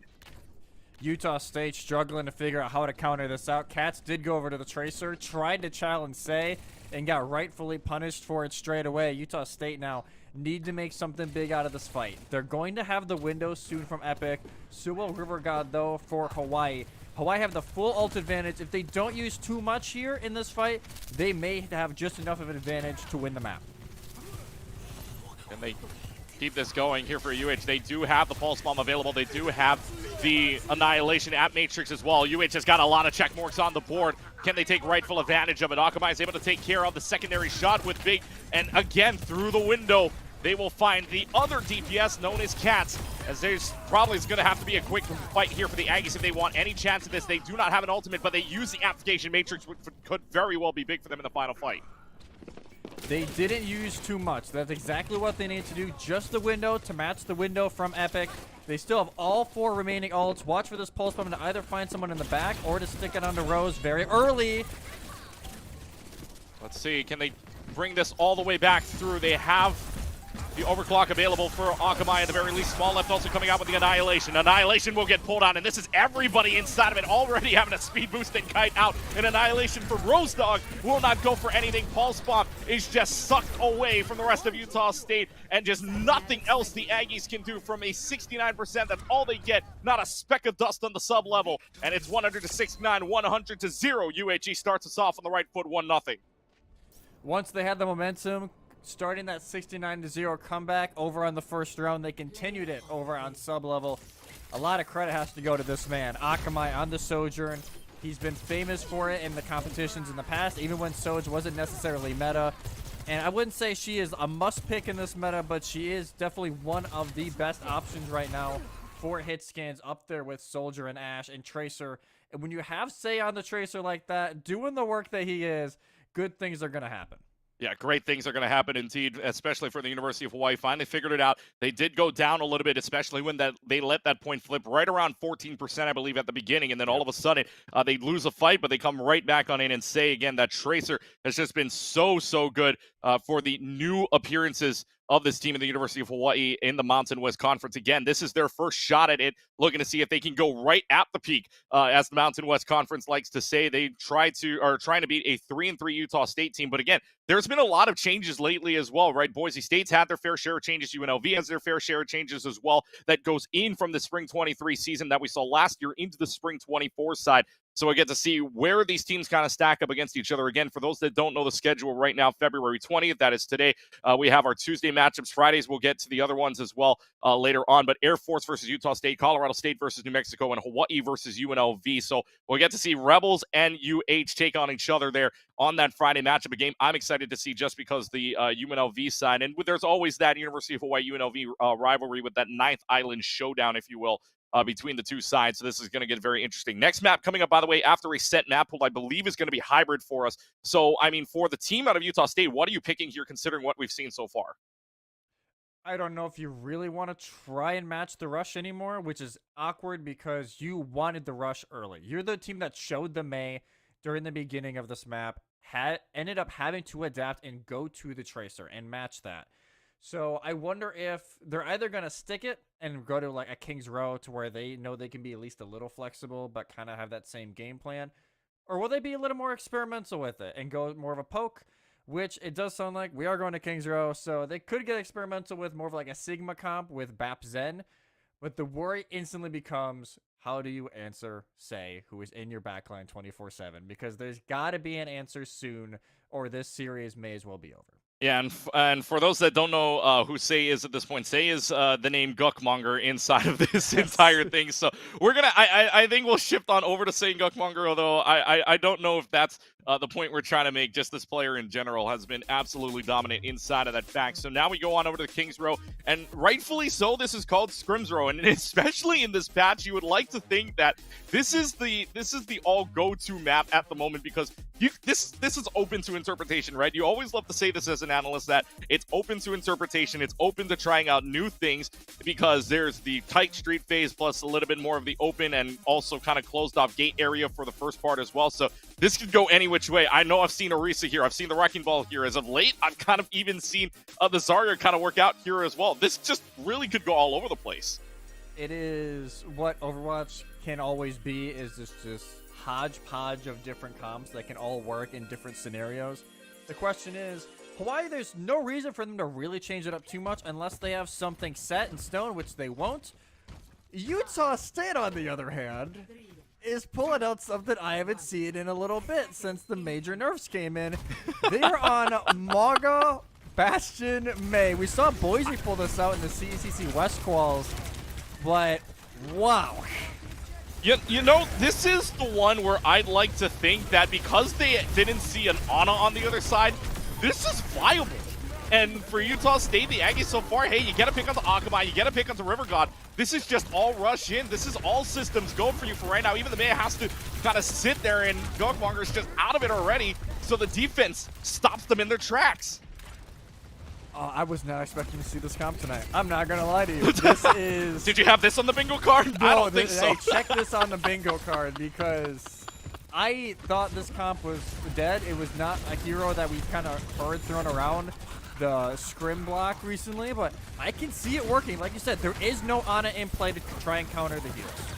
Yeah, there's really nothing to kind of counter out the heal, so they're either going to have to kill this Malga quickly or find the supports that can heal him up even quicker, and Rosedog's able to take care of Akamai. Now that is traded out, and Guckmonger's able to take care of Rosedog at the same time. So 3v2 trade, you're going to take that any day if you're UH because the spawn rooms are in your favor. Smalllift is able to take care of both the Bastion and the Baptiste as well. Big and Epoch getting there. Oh, and the Lucio's just trapped here. The Lucio, they're waiting. They're just waiting. Oh, this poor Lucio.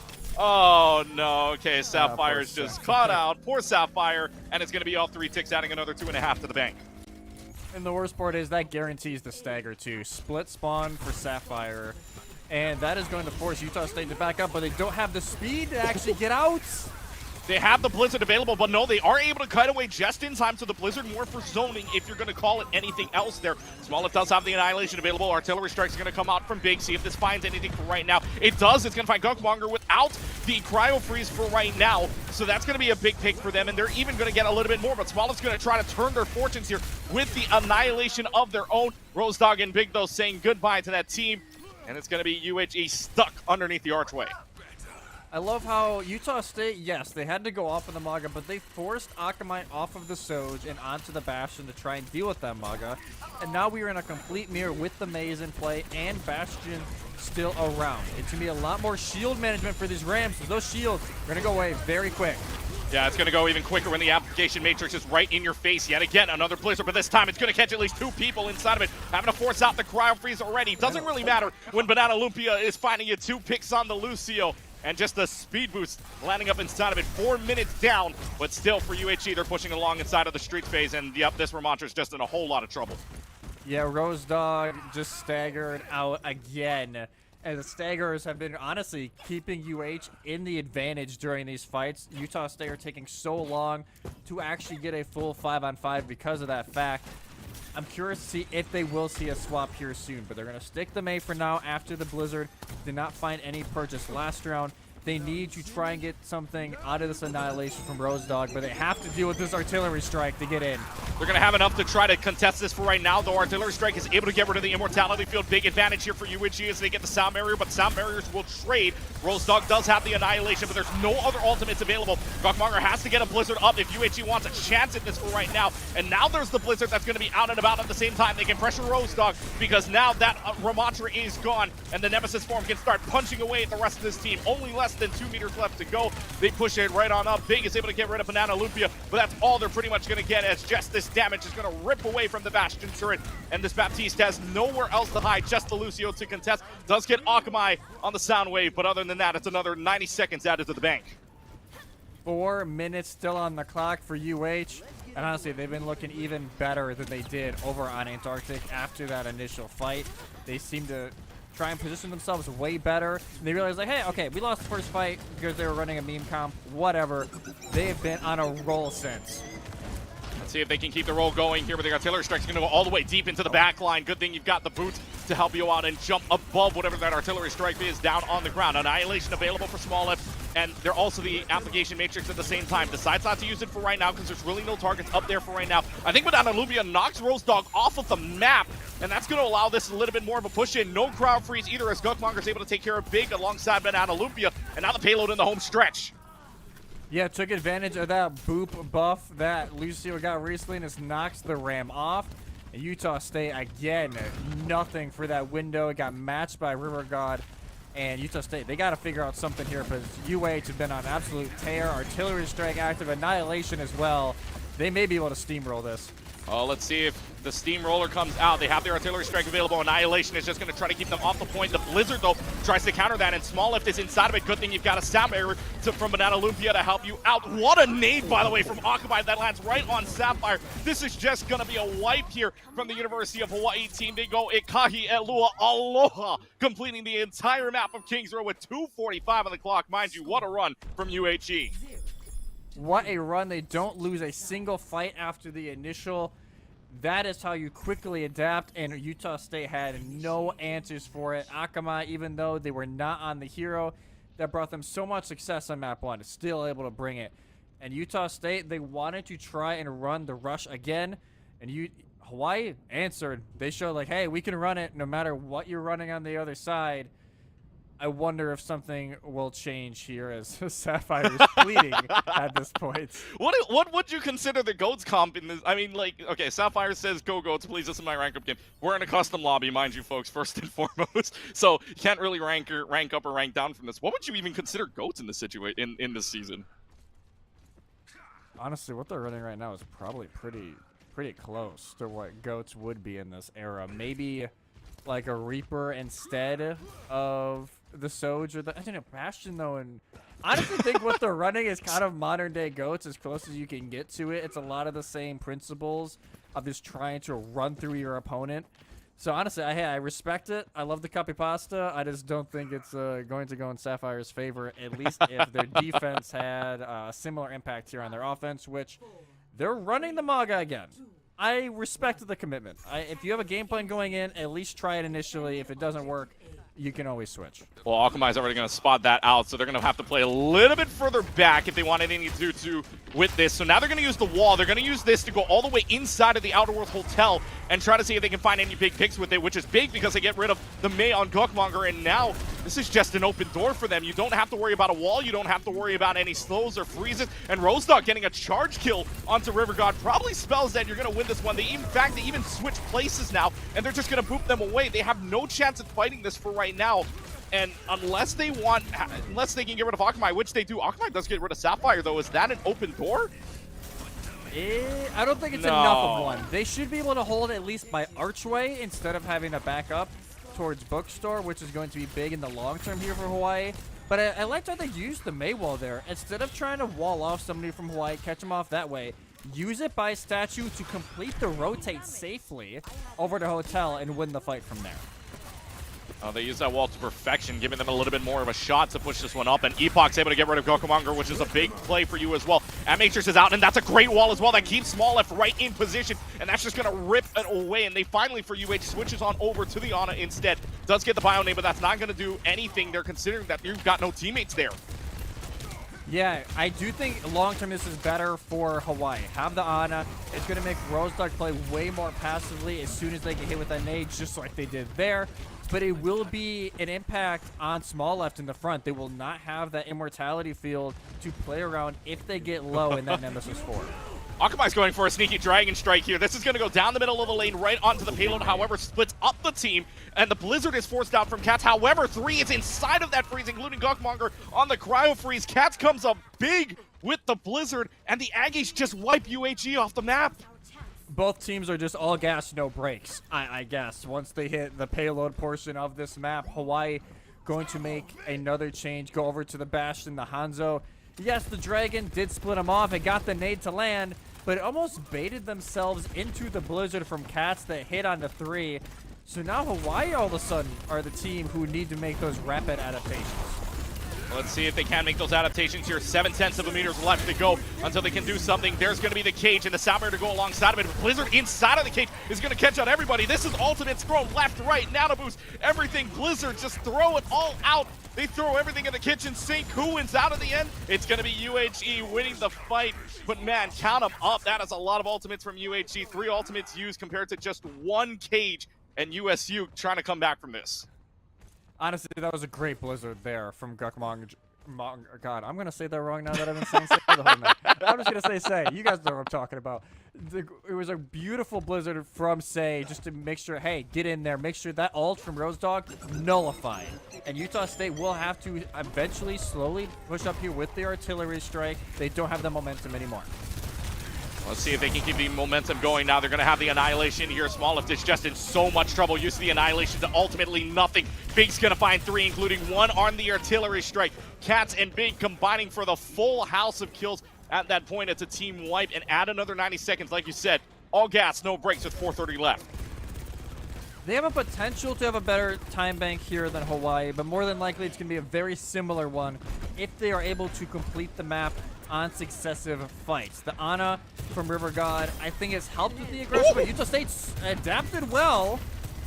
Yeah, they adapt well, but only a little bit of a peek out of ahead, and Akamai is able to find a secondary shot onto there. There's Small Left that's able to take advantage of a trap placed by Gokmonger, switching on over to the Junkrat, so around the corner they will go. 4 minutes left. Now, if they want a similar time back, they're going to have to win this fight out.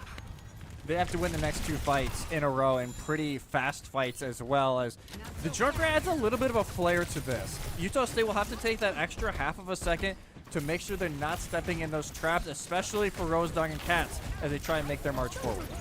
They have the Blizzard out, and that's going to be a wall plus the Blizzard, and Small Left can't do anything but wait until this Blizzard goes down. Sound barrier, nothing available. No defensive ults available either, so Cats and Big are just going to find their way to rip right on open. Now, if you get inside of the spawn room, you've got a chance on the final fight. Can Gokmonger get in there is the question. With 25 health, is able to just barely escape, and we may have a final fight. He has the Riptire as well. He will just go to spawn to make sure he's healed up. They have that to work off of. Akamai as well pops the overclock. Pops the overclock, and here we go with final fight. Golden box right in front of them to complete the map. Roastdog and Big both getting there, and Gugmonger does not use the Rip Tire. So advantage to USU for right now with the final 2 meters left to go. Big is able to take care of Akamai, and this is just the rip away. The cage protecting the payload, and if you walk in it, you're not going to be able to do anything about it. Utah State goes uno dos adios, completing the map on Kings Row. 15-second differential. They complete the map with 3 minutes left to go, and it's 2:15 to 2 minutes. I'm kind of confused why the Riptide didn't go out. They're sitting there in spawn. I'm guessing they thought that Akamai is going to be able to at least get 1 or 2 picks, and they're able to snowball the fight from there to make it winnable. They can save it for the next fight when they try and bring back all those ultimates, but it just didn't work. Say is killed immediately as they try and get to point, and Utah State continued the snowball effect that they created in the previous fight.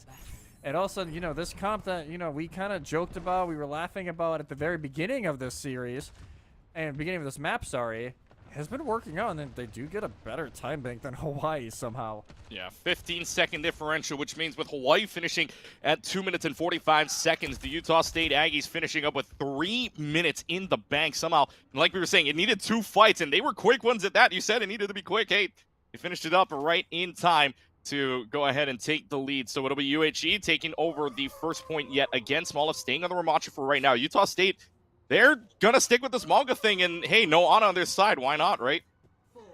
Yeah, you might as well keep running it, because even with the Ana in play, Hawaii had issues trying to counter it out. So you probably knowing that, hey, there's going to be a Bastion on the other side to try and deal with you.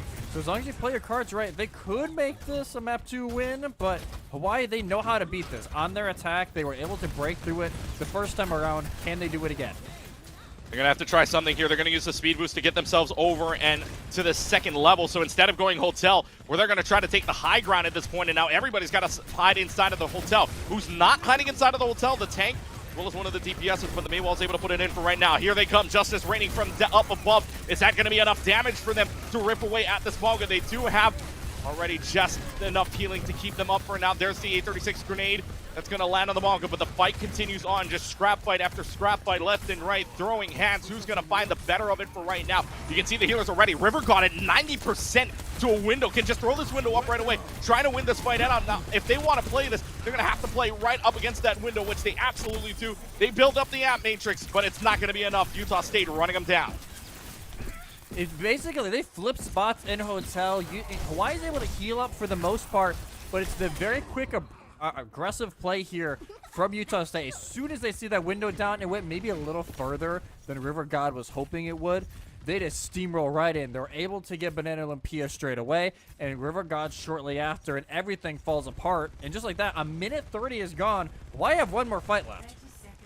Only one more fight left and trying to build up any ultimates to give themselves a chance. UHG using that amp matrix or something. Oh. And now the Blizzard inside of the hotel. This is just everyone caught him inside it. You wanted to book a stay in this hotel, you're just going to have to stay here. And they will get Blizzarded all the way out. They've got 4 kills, just the Bastion left to go. Cats and Big fighting there. It's 10 seconds left. I don't know even if they get a touch if that Maywall just goes up. Banana Olympia is your only hope of a touch if they can try and wall right over the wall, but they get booped instead. No. No touches whatsoever. UHE tonight. Any percentages. What a turnaround here from the Aggies. They complete the map with 15 more seconds, and they shut the door right on UHE. No time, no percentages, just 1 tick to win. However, dare I say, the draw potential available. Oh, don't you dare jinx it. I had to point it out. I had to point it out. Don't you dare try and bring this jinx in here. The curse is almost away for this series, Keegan. Just let it just fester a little bit. Well, the curse would be gone either way. And for those that don't know what we're talking about here, this guy and I, Jesse and I, have a little bit of a curse going on where we've been seeing a lot of 3 Overwatch lately. It would technically still be alive if it draws, but if Utah State scores a point here, we're living in paradise. We're living lucky right about now. We're living lucky. For the sake of entertainment, we'd be living. For the sake of entertainment, yes. They're just gonna go back to the Maga comp. There's no reason not to. They're teasing the Mercy, but I'm calling that's bait for now. So we're not even gonna pretend that exists. So Orisa will be on the side for UH. I think it's probably the best tank counter you can go without actually matching the Maga yourself. Because I'm guessing Hawaii haven't really scrimmed Maga in the last 3 months. Like, I think that's a safe assumption to make, or if they have, it's been very few and far between. You go to Orisa, who is recently meta, you're at least decently familiar with it, and you're going to be using that Javson more to try and eat up the damage during the Rose Dunk amp where they get that back healing to try and deny that bonus heal. For UH, though, they got to find a way to deny entrance to Utah State, trying to find a way to keep them from tying this series up at 1 apiece. They're going to have to do it with 2 minutes and 15 seconds to bleed away. Because right now, again, they're going to use their abilities to try and get all the way around and now try to pinch them out, trying to corner them out. But there's the Maywall up for right now. Gukmonger having to use the crowd freeze. So does Cats. And now they're kind of just trapped in here. No crowd freeze is available. It's all up to the supports right now. Yes, you do have that buff to keep you up with the supports getting some healing back, but that's not going to last for too long, especially if the pressure is going to keep getting put on. Smalleth inside of this corner has to be healed up by an immortality field, but that immortality field is only going to last for so long. And now trying to peel away for it. Sapphire is able to find 2 kills already, and Big finds a good one onto River Gov. That's both of the supports down. UHG's got to live with what they've got right now. It is contested point for right now, just trying to find a way to stay there. Gukmonger does have the crowd free, stays there, but Akamai, Gukmonger gone. 1 tick is all they needed, and 1 tick is what they will get. The Aggies win on Kings Row, and the series is tied at 1 apiece. 1 tick is all it takes as Utah State. They even a sub guarantee at least us going to push at a bare minimum in the Maga comp. Of all the comps we talked about before this series, you know, Sigma, Diva, Ram, Ball, Maga was not in the cards, and you could tell Hawaii were very thrown off by Utah State trying to run this. And after, you know, a failed attempt on their initial defense, on the offense, they turned it up to 11, and they played it excellently. And now the question is, do Hawaii think they're going to run it again? And if so, how the heck do you counter it? Because you did not have the right answers on Kings Row. Yeah, like you were saying earlier, at a minimum, we will get to see push. Flashpoint comes up next to the new 2est map types from this entire Overwatch scene is going to be the ones you're going to see next, at least for the next 2. So for Big and Cats and the rest of the team there, they, at least for the DPSs, I mean, they were rolling away with the rest of the teams there too. So, I mean, the Bastion May composition along with that Cardiac Overdrive, I mean, if you've got the team fights that are going to stay inside of that, I mean, that's huge for you to look at for the entire series. So we'll see what University of Hawaii decides to pull up. But Flashpoint, you've only got 2 maps to see through. This is Survasa or New Junk City. And I know for a fact that University of Hawaii likes to run New Junk City. I mean, but with this new season, who the heck knows what you like to run? Yeah, and it seems like Suravas has been like the community pick for a long time for Flashpoint. I don't mind that it is. I think New Junk City has some really interesting high ground elements that, especially for Akamai, you know, we built him up so much in that first map. Second map, he was a little quiet because I think, again, he got forced over to that Bastion. He wasn't able to play his comfort picks. And you can tell Utah State made a mental note, like, do not let this man have free high ground. Make sure we are at least pressuring him in some way to make him uncomfortable, kind of like how they did a little bit over on Antarctic Peninsula. They just turned that in overdrive on the second map. So if you're Hawaii, you got to put more emphasis on putting Akamai in great positions. And also, you got to figure out this tank situation because I don't know how you want to go against this Maga. It's a very niche comp. Like we said, Boise State's ran it a few times, and they've had some good success with it. It is very gimmicky. It is very gimmicky, so it's very interesting to see how Hawaii is going to try and counter. Yeah, and they're going to have to try to counter out a Maga. Not only that, they're going to have to try to counter out a DPS side as we take a look at some of the stats here from Big on that Bastion the entire way through. 33 eliminations, 15,000 damage in the matter of 4 rounds played. I mean, 4 very short rounds, mind you, with all that was going on there. So that Bastion, a very big problem, no pun intended there, a huge problem for UH to try to get through. Not only that, the Maga at the same time. So this is just an entirety that we're going to have to try to find out. So the next map coming up is not going to be New Junk City that the University of Hawaii likes to play normally. It is going to be Survasa that we will see for the Flashpoint map. And hey, and this will go all over the place, if you will. And this is actually, I believe, a very famous map as well. If you know the Calling All Heroes scenario, this was the final map of CAH in their last tournament. This turned out to be a 3-1 towards, I believe it was Timeless that won it. So this is a very famous map, if you will, within the Overwatch community, considering there's only 2 anyways. Yeah, all things considered, it's a new map. It's a new map type. It's already been kind of building its presence in the history books. And I'm curious to see, again, we see a lot. I wonder if the JQ will pop here. I wonder if that's maybe a call Hawaii make. Because this is one of the few maps in the game right now that Junker Queen is still pretty decent. because it is a lot of very close corridors. The jungler can play corners and these long straightaways very well to trying to yank somebody with that blade, bring them around a corner, and then immediately try and put the focus fire on them with the rest of their team. So I wonder if that will be a call. It will not be from either side so far, as it will be, again, Utah State running exactly what they did. Hawaii on the Zarya this time around. Yeah, they're going to try to counter with the Zarya here and the Reaper as well, just trying to rip away maybe at this Malga entirely, who has the cardiac overdrive just to help out, but they use that very early on in the fight, so Hawaii could take rightful advantage of it. And Zarya's been pretty good as of late, especially with the high, especially if you can get high charge on these high HP heroes just melting away at the same time. USU does have the advantage to start this one off as they start off on the point for right now. Gukmonger are going to have to use the Wraith form just to get out for right now. They do have 2 members of the team on side of point. Question is, are they going to get rushed down entirely? And Gukmonger is going to take advantage of it. It's 1 support on either side, but what would you rather take? The Lucio death or the Baptiste death? And UH says they're going to take the Baptiste kill all day long. They'll take it to the bank. They get 3 kills for Gukmonger on the Reaper. And it'll be UHG starting off the point. It eventually worked, the Reaper here for UH. They had to be a little patient with it. They're trying to use the Zarya bubbles from small left to get them in those positions. And Gukmonger, even though, yes, those first few tries, like he tries to Wraith in, doesn't really get a whole lot done, has to get out. As soon as they find that Epic was in a vulnerable position, they jump on it right away, and the rest of the fight falls from there. They're going to switch on over now. Utah State's going to switch on over to a Soldier instead, see if that brings out anything. Meanwhile, Application Matrix in a whole lot of a bad position here for UH to try to contest this. And now in Application Matrix to trade that one out as Akamai, River God, and Gukmonger all finding their own picks. The Malga can do nothing but just wait for Silent Death to appear as everybody finding their picks. UHG starts it off 60% and as it keeps on rolling. And it will be the swap there from Utah State. They could tell, hey, it ain't working this time around. Something's got to change. As River God's like, all right, you're going to put your window down? Cool, bet. I'm just going to put mine down right in front as soon as you actually commit to the fight. And now Hawaii 15% away from finishing this one off. And I don't know, the Aggies is going to be very close to touch. Aggies are going to touch this for right now, but they're going to have the Graviton Surge alongside the Death Blossom combination. They will have a member touch, but with 3 members making a 4th down, there's no chance for Utah State to make it all the way back. Just the Graviton Surge alongside of the Death Blossom, and really, UHG starts this off on the right foot 1-0. And that is exactly how you needed that. Put the Graviton right away, use the Death Blossom with the understanding that, hey, we might be switching off the Reaper soon anyway, now that they're on the Ram.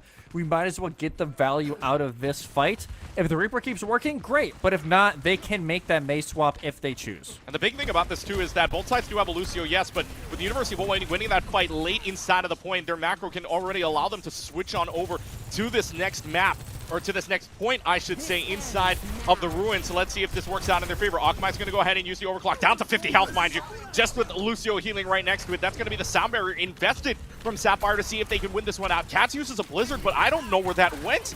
And I think Cats using it may just very well have opened the door up, especially when you've got Zarya Blizzards to allow you to leave that. And Smalllift and Gukmonger both finding their picks is going to just make sure that UHG secures this to start us off. I'm pretty sure they tried to hit it onto Small Left and Gukmonger, who both have abilities to get out of that Blizzard. It's just, I don't mind the idea there from Cats. Didn't end up working that time around, and they will make wholesale swaps except for Big. They will stay on the Soldier. Going to play this way more dive with the Doomfist entering the battlefield now, and the Tracer's returning for Cats. First appearance for Doomfist in this entire series thus far through 2 maps. Now for a 3rd appearance here, Rose Dog is going to try to clear out Gukmonger right now, who does not have the Wraith form for right now. River God's able to take the support weapons and able to turn it into themselves. Sapphire and Rose Dog both finding their picks. Gukmonger's just going to go all the way around. 65%, just no door opening here for Utah State at all. No, they had no way to try and get in. Hawaii immediately figured out, hey, who's the person alone? For early on, it was Sapphire and Epic. They eventually swapped that focus over to Rose Dog once they used that Seismic Slam to try and move in. And this time around, it just didn't work, and they're going to try and get something out of this, but they do okay. They do touch. I'm assuming they're this fight with no ultimates on the board from Utah State except for the Tactical Visor. If this is trying to win anything, it's not going to really happen anyways. Akamai does get their picks. Gukmonger's able to find Cats. It's just the Lucio left to contest, but that Lucio's got no chance does pull out a few ultimates, but really a few, meaning only one. River God only using the app matrix as we flip on over to the next point. This is suddenly turning into a very similar feel to map 1 in this series. Utah State just not able to find any counters to a comp that Hawaii brings out. They will, as you said, Big will go over to the Soj, try and match Akamai. They will catch small left, which is big. You reset the Zarya's charge, and they will not be at point when this point unlocks. Cats is able to get rid of the Zarya for right now, and that's also the Reaper gone too. So, hey, the switch on over to the next point could very well be in their favor, which I believe is going to go to Gardens next, which it is. So Gardens will be our third point here out of a potential 5, although UHE coming up on 4 ultimates of their own, including what could have been a good Graviton search coming up.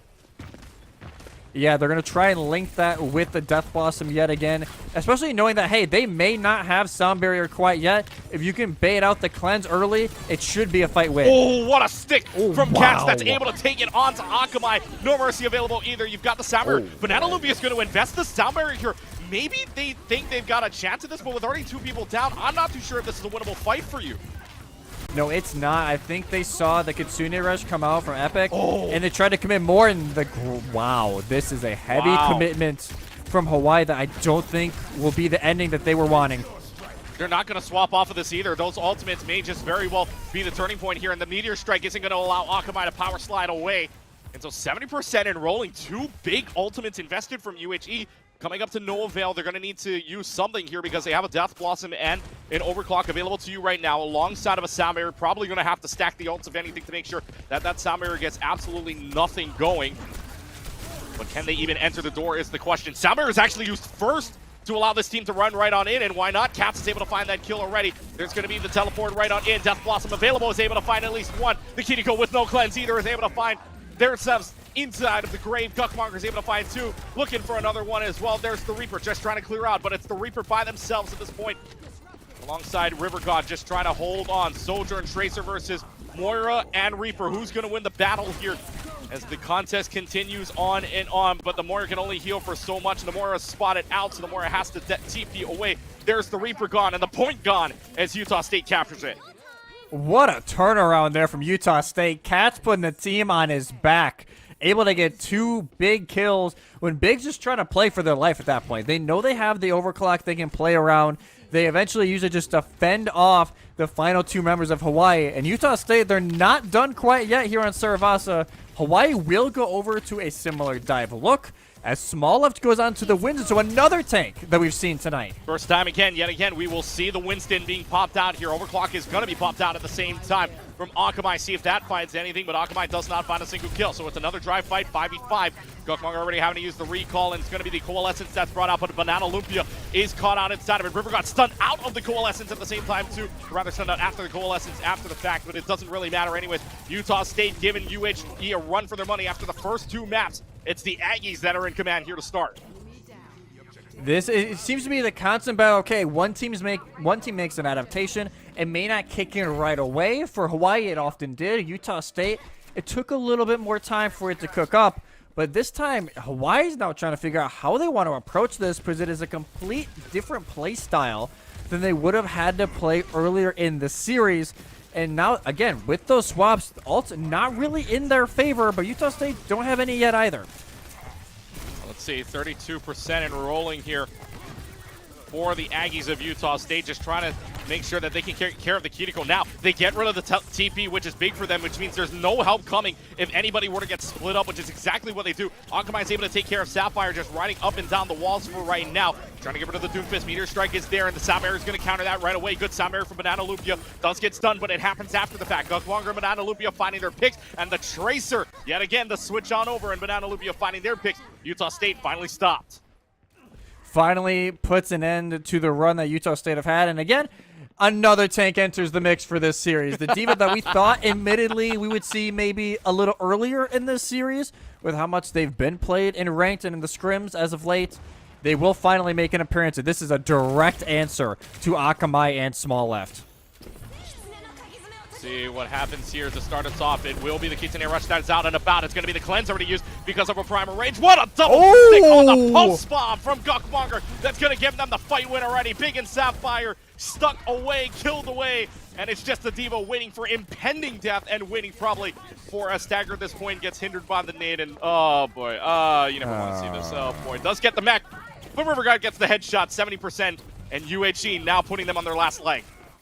Man, you gotta feel bad. Like that's just cruel and unusual punishment. And that is also big staggered out, and so is the rest of the team. And at this point, it may be the map end here for Hawaii.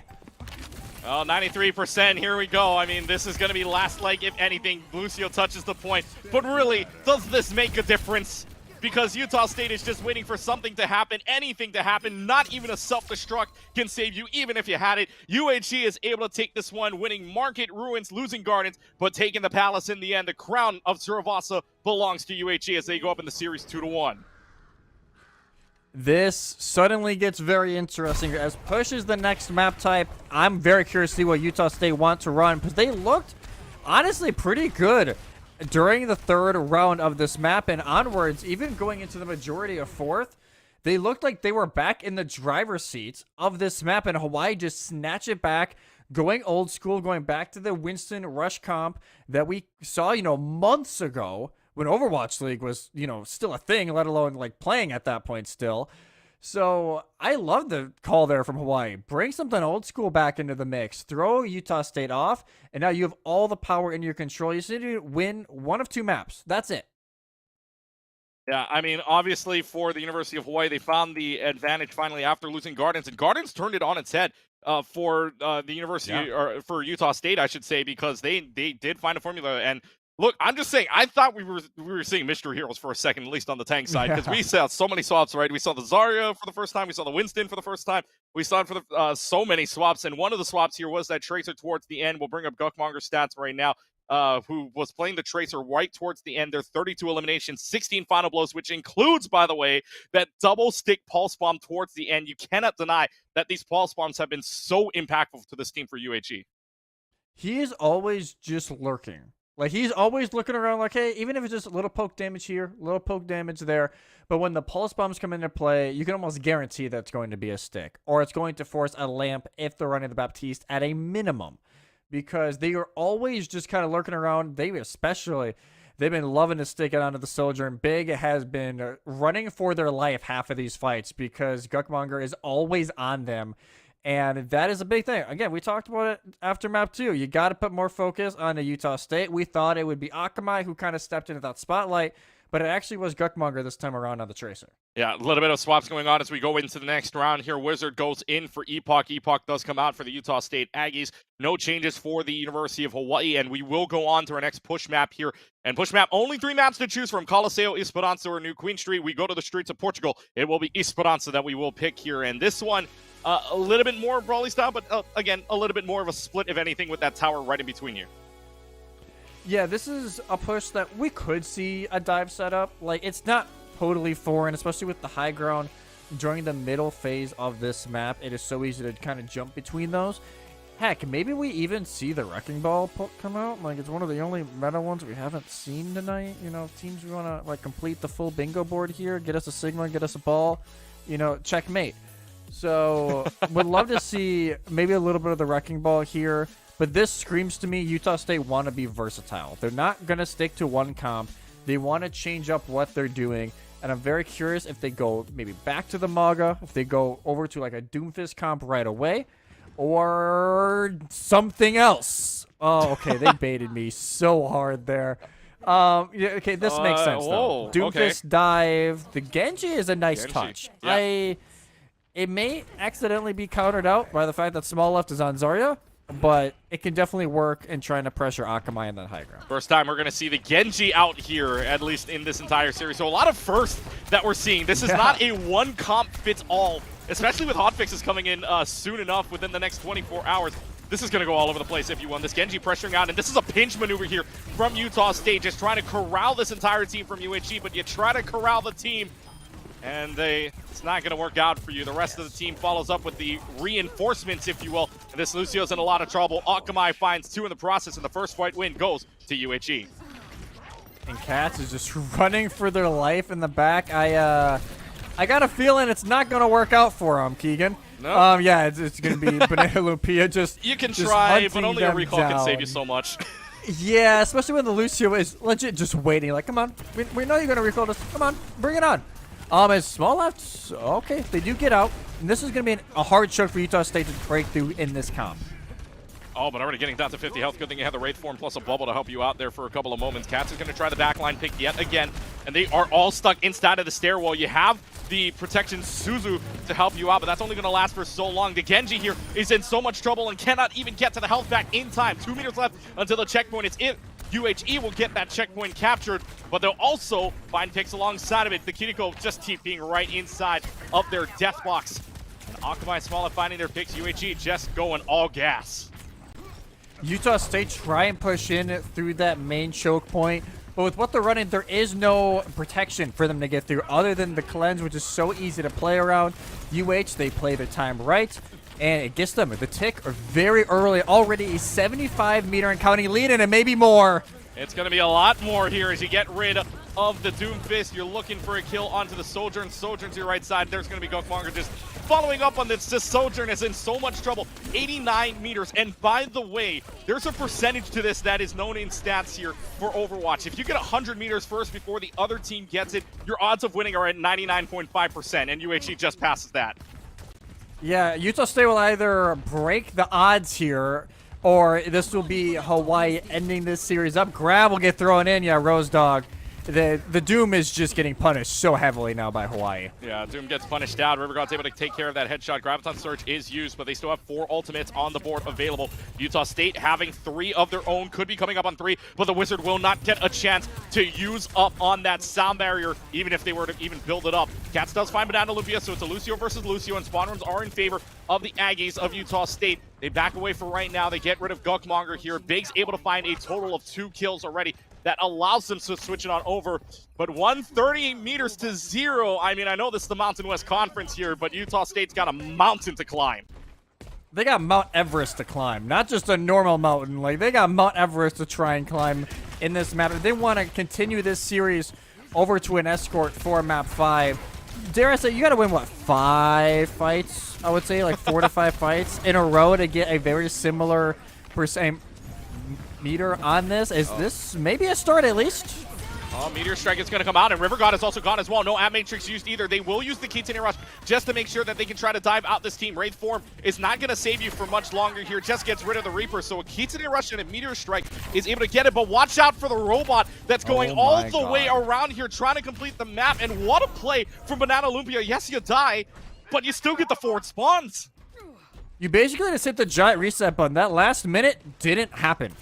Utah State will be able to go right back to the same spot, so will Hawaii, and it's just the giant reset button. What a heads-up play from Banana Lumpia. Now they have the Pulse Bomb available. Cats is only going to force out the Immortality Field for right now. Death Blossom available for Gukmonger, seeing where they'd want to just try to decide to use it in this backline. If the Suzu is available, that would be the time to use it. But now no Suzu available. This could be very well the go button here for Gukmonger to try something in their backline. However, no opportunity to use the Death Blossom. The robot does reach the midfield, which means spawns are reset on both sides at the very least. So who's going to win the fight in the middle? Still 131 to 0 meters at the moment. And now Akamai's caught him inside of the backline trying to fight the Tracer. Overclock is used, but Overclock goes for nothing because River God's able to use that App Matrix to get the kill. Banana Lumpia, River God are there. Death Blossom is available. Death Blossom finds nothing, but you don't need to find anything when you've got the picks to play for it anyways. Big's going to be regretting that big time. No pun intended.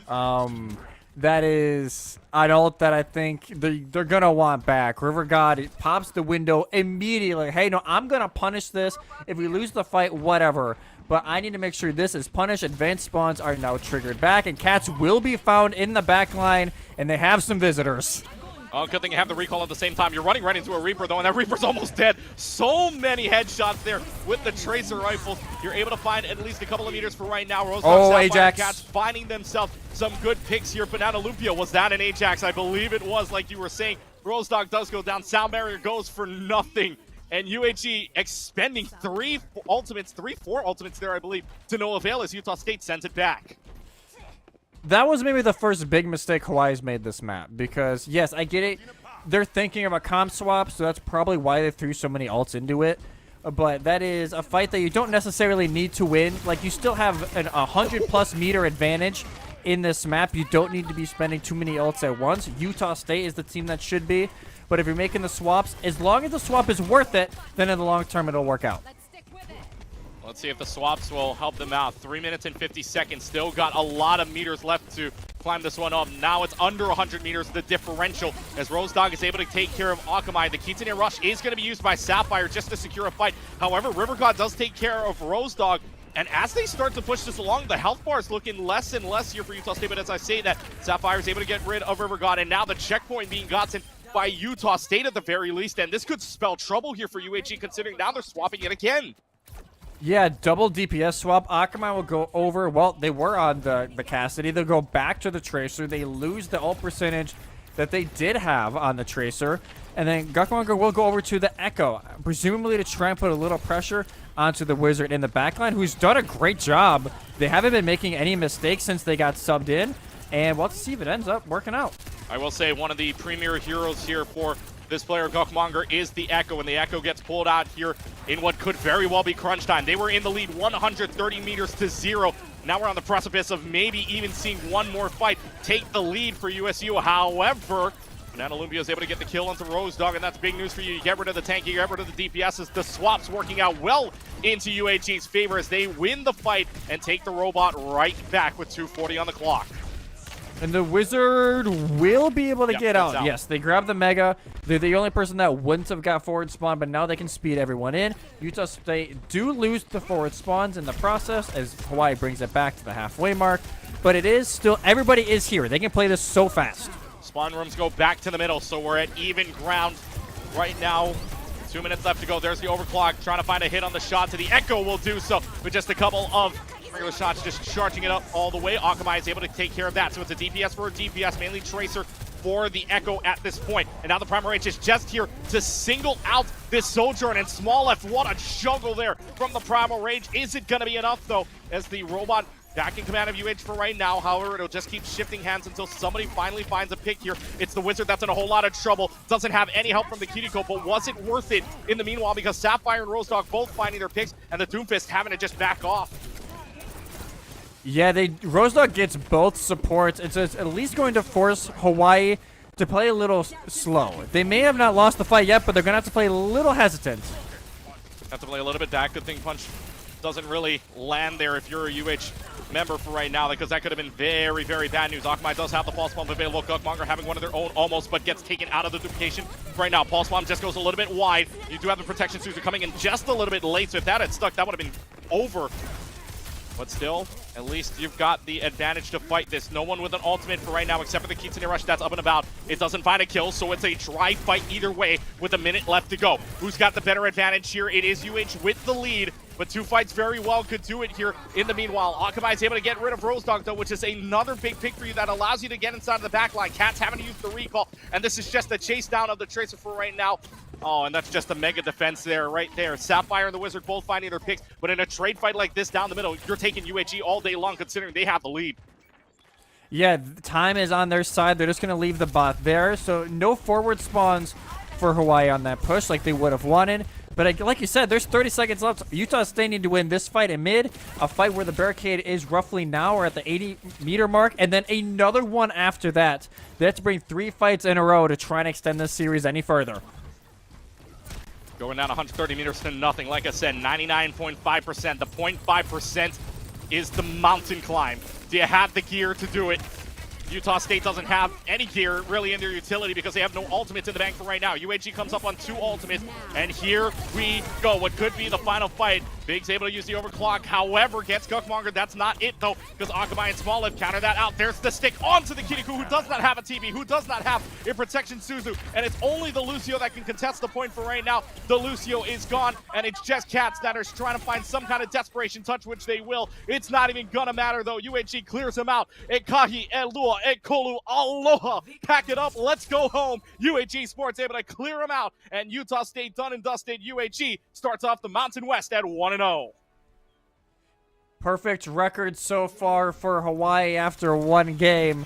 I will say Utah State pushed them around probably more than they were thinking going into this series. There were two teams that, like we said at the very top of the show, we didn't really have a good way to try and compare these teams. This is why it was not in the Mountain West Conference last year. Utah State did not play in CECC West qualifiers. So there was a lot of, similar teams that they played against, but that was a year ago for Utah State. Like, this is a completely different team. They look better than that 3-3 team from last year. I'm very curious to see how they play against a Fresno, how they play against a UNLV, or when these teams play again in March. But Hawaii, the perfect start they needed, especially with Boise State in this conference. You need to be on your A game every single week to have a chance at the top. Yeah, and by the way, you mentioned Fresno. Fresno not in the lineup here for the Mountain West, at least for the schedule-wise, so it's only 7 teams. Boise State, New Mexico, Colorado State, UNLV, Hawaii, Utah State, and Air Force. Doesn't really matter, though, but like you were saying, we'll get to see what Utah State brings out here, especially going 500 last season.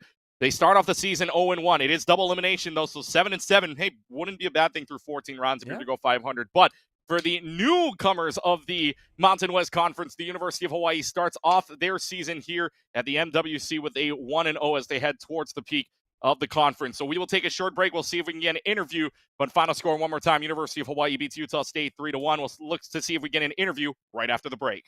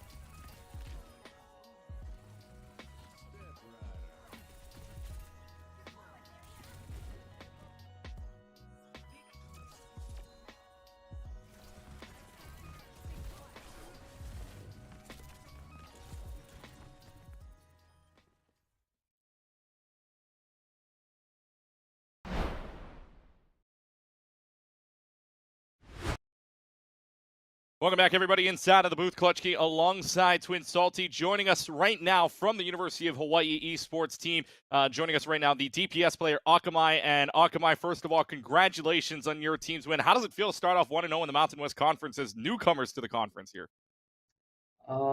Feeling good, feeling a little shaky, but overall good. So we saw a lot of different looks from you guys tonight, and we saw a lot of different looks from Utah State. How were you guys kind of talking about the adaptations you had to make? Because we saw a lot of different comps, whether it be, we saw a little bit of the Winston in there, the Ram. What was the thought process through everything?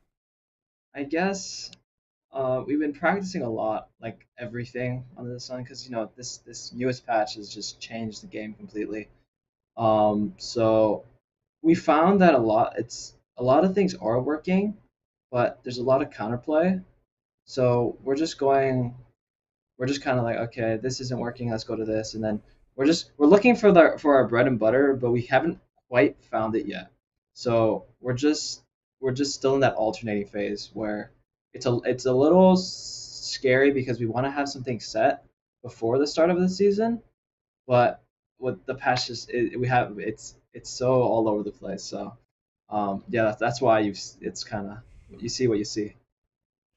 Yeah, we were talking about that. We were almost like playing hero roulette, it seemed like, for a little bit. We even saw the Maga come out from Utah State. It took you guys a little bit of time to figure out that Maga comp. How was like the conversations going in after Kings Row for how you guys wanted to proceed with that? It was definitely a wake up call to okay, there's something that it's something that we haven't seen before. I'll say it. I'll give Utah that. It really caught us off guard. So we just realized we just went and tried something else. We weren't exactly sure if the Zarya comp, which is what we ended up switching to, was gonna work. But we were like, that's kind of all we have left. So we just went with it, and we just made sure that we played it correctly, and then it worked pretty well. So we were pretty happy about that. Akamai from the University of Hawaii esports team joining us here. And for you guys right now, you guys are 1-0 on the season. Next up for you guys on Friday against the UNLV Rebels. So UNLV, well-known team here, at least in the West Coast, for Overwatch at the very least. How do you guys try to take on this challenge, especially with, there's going to be hot fixes coming up here within the next 24 hours, according to the Overwatch team. So you guys are going to have to adjust everything. What are you looking for against UNLV to try to take them on and go 2-0 in the series? I guess more scrims. Lots of practice. How many of them on Kings Row? How many of them on Kings Row? We have not actually scrimmed Kings recently, wow. So maybe we gotta touch that back up. Maybe, yeah. So it's but it's hard. I mean, shout out to my coach because he's been doing a really good job of staying on top of it, looking at VODs, always looking at what the higher level teams are doing. So yeah, it's just practice, and then find what works. And if it comes down to it, we're happy to be able to be that team that plays a lot of different things. Yeah, we'll find the one that fits just right for every team to beat them. Yep, the University of Hawaii starts off 1-0. They'll meet up with the Rebels of UNLV, who are also 1-0, defeating Colorado State 3-0 earlier today. So we got to see the battle of the 1-0, see who gets the 2-0 record and the 1-1 record. That comes up on Friday. But until then, Akamai, thank you very much for joining us. Good luck to you and your team the rest of the way. Thank you very much. Thank you for having me.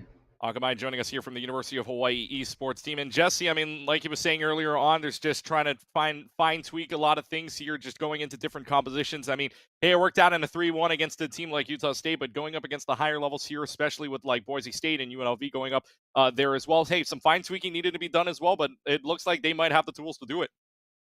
Yeah, they might. There was a lot of optimism, especially how the CECC West Open qualifiers went for this team. They looked good. It's yes, they lost to Boise, but they did look good in that series at times. As you and I talked pregame, there was map 3 kind of got away from them, but this is a team that could make a nice run here in the Mountain West. And I think their match against UNLV on Friday is a huge telltale sign of what the conference will look like the rest of the way.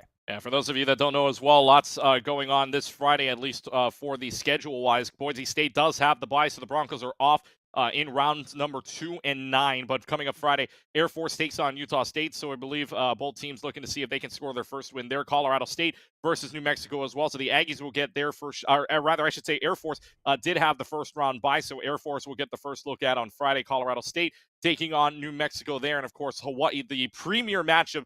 You would love to see Hawaii taking on UNLV. So Rebels and UHE will square off for the battle of the 2-0 teams. So Friday that happens. Meanwhile, tomorrow we have a good list of matchups coming up. 7 p.m. Eastern Standard Time is when it starts off right here on Esports U with Rocket League as Louisiana Tech Bulldogs take on the Concord University Mountain Lions at 8 p.m. Eastern Standard Time. Over to Overwatch 2 where it's the Tiffin Dragons and the Florida Atlantic Owls. And then coming up in the Mountain West yet again, this time for Valorant at 10 p.m. Eastern Time, or if you're in the Mountain Time, 8 p.m. Mountain Time, 7 p.m. Pacific Time. You're looking at the Rams of Colorado State taking on the Aggies of Utah State University. Big thanks to all of our production team, including our observer Cool Scoots and our clipper Professor Layton, for producer Colton, and for my partner Twin Salty. We thank you for watching another edition of the Mountain West Conference here on Esports U. Final score one more time: UHE Sports defeating Utah State Aggies 3-1 to go to 1-0 on the season. For all of us at Esports U, we say have a good rest of your night, and we'll see you tomorrow starting at 7 p.m. Eastern Standard Time. Aloha, everybody.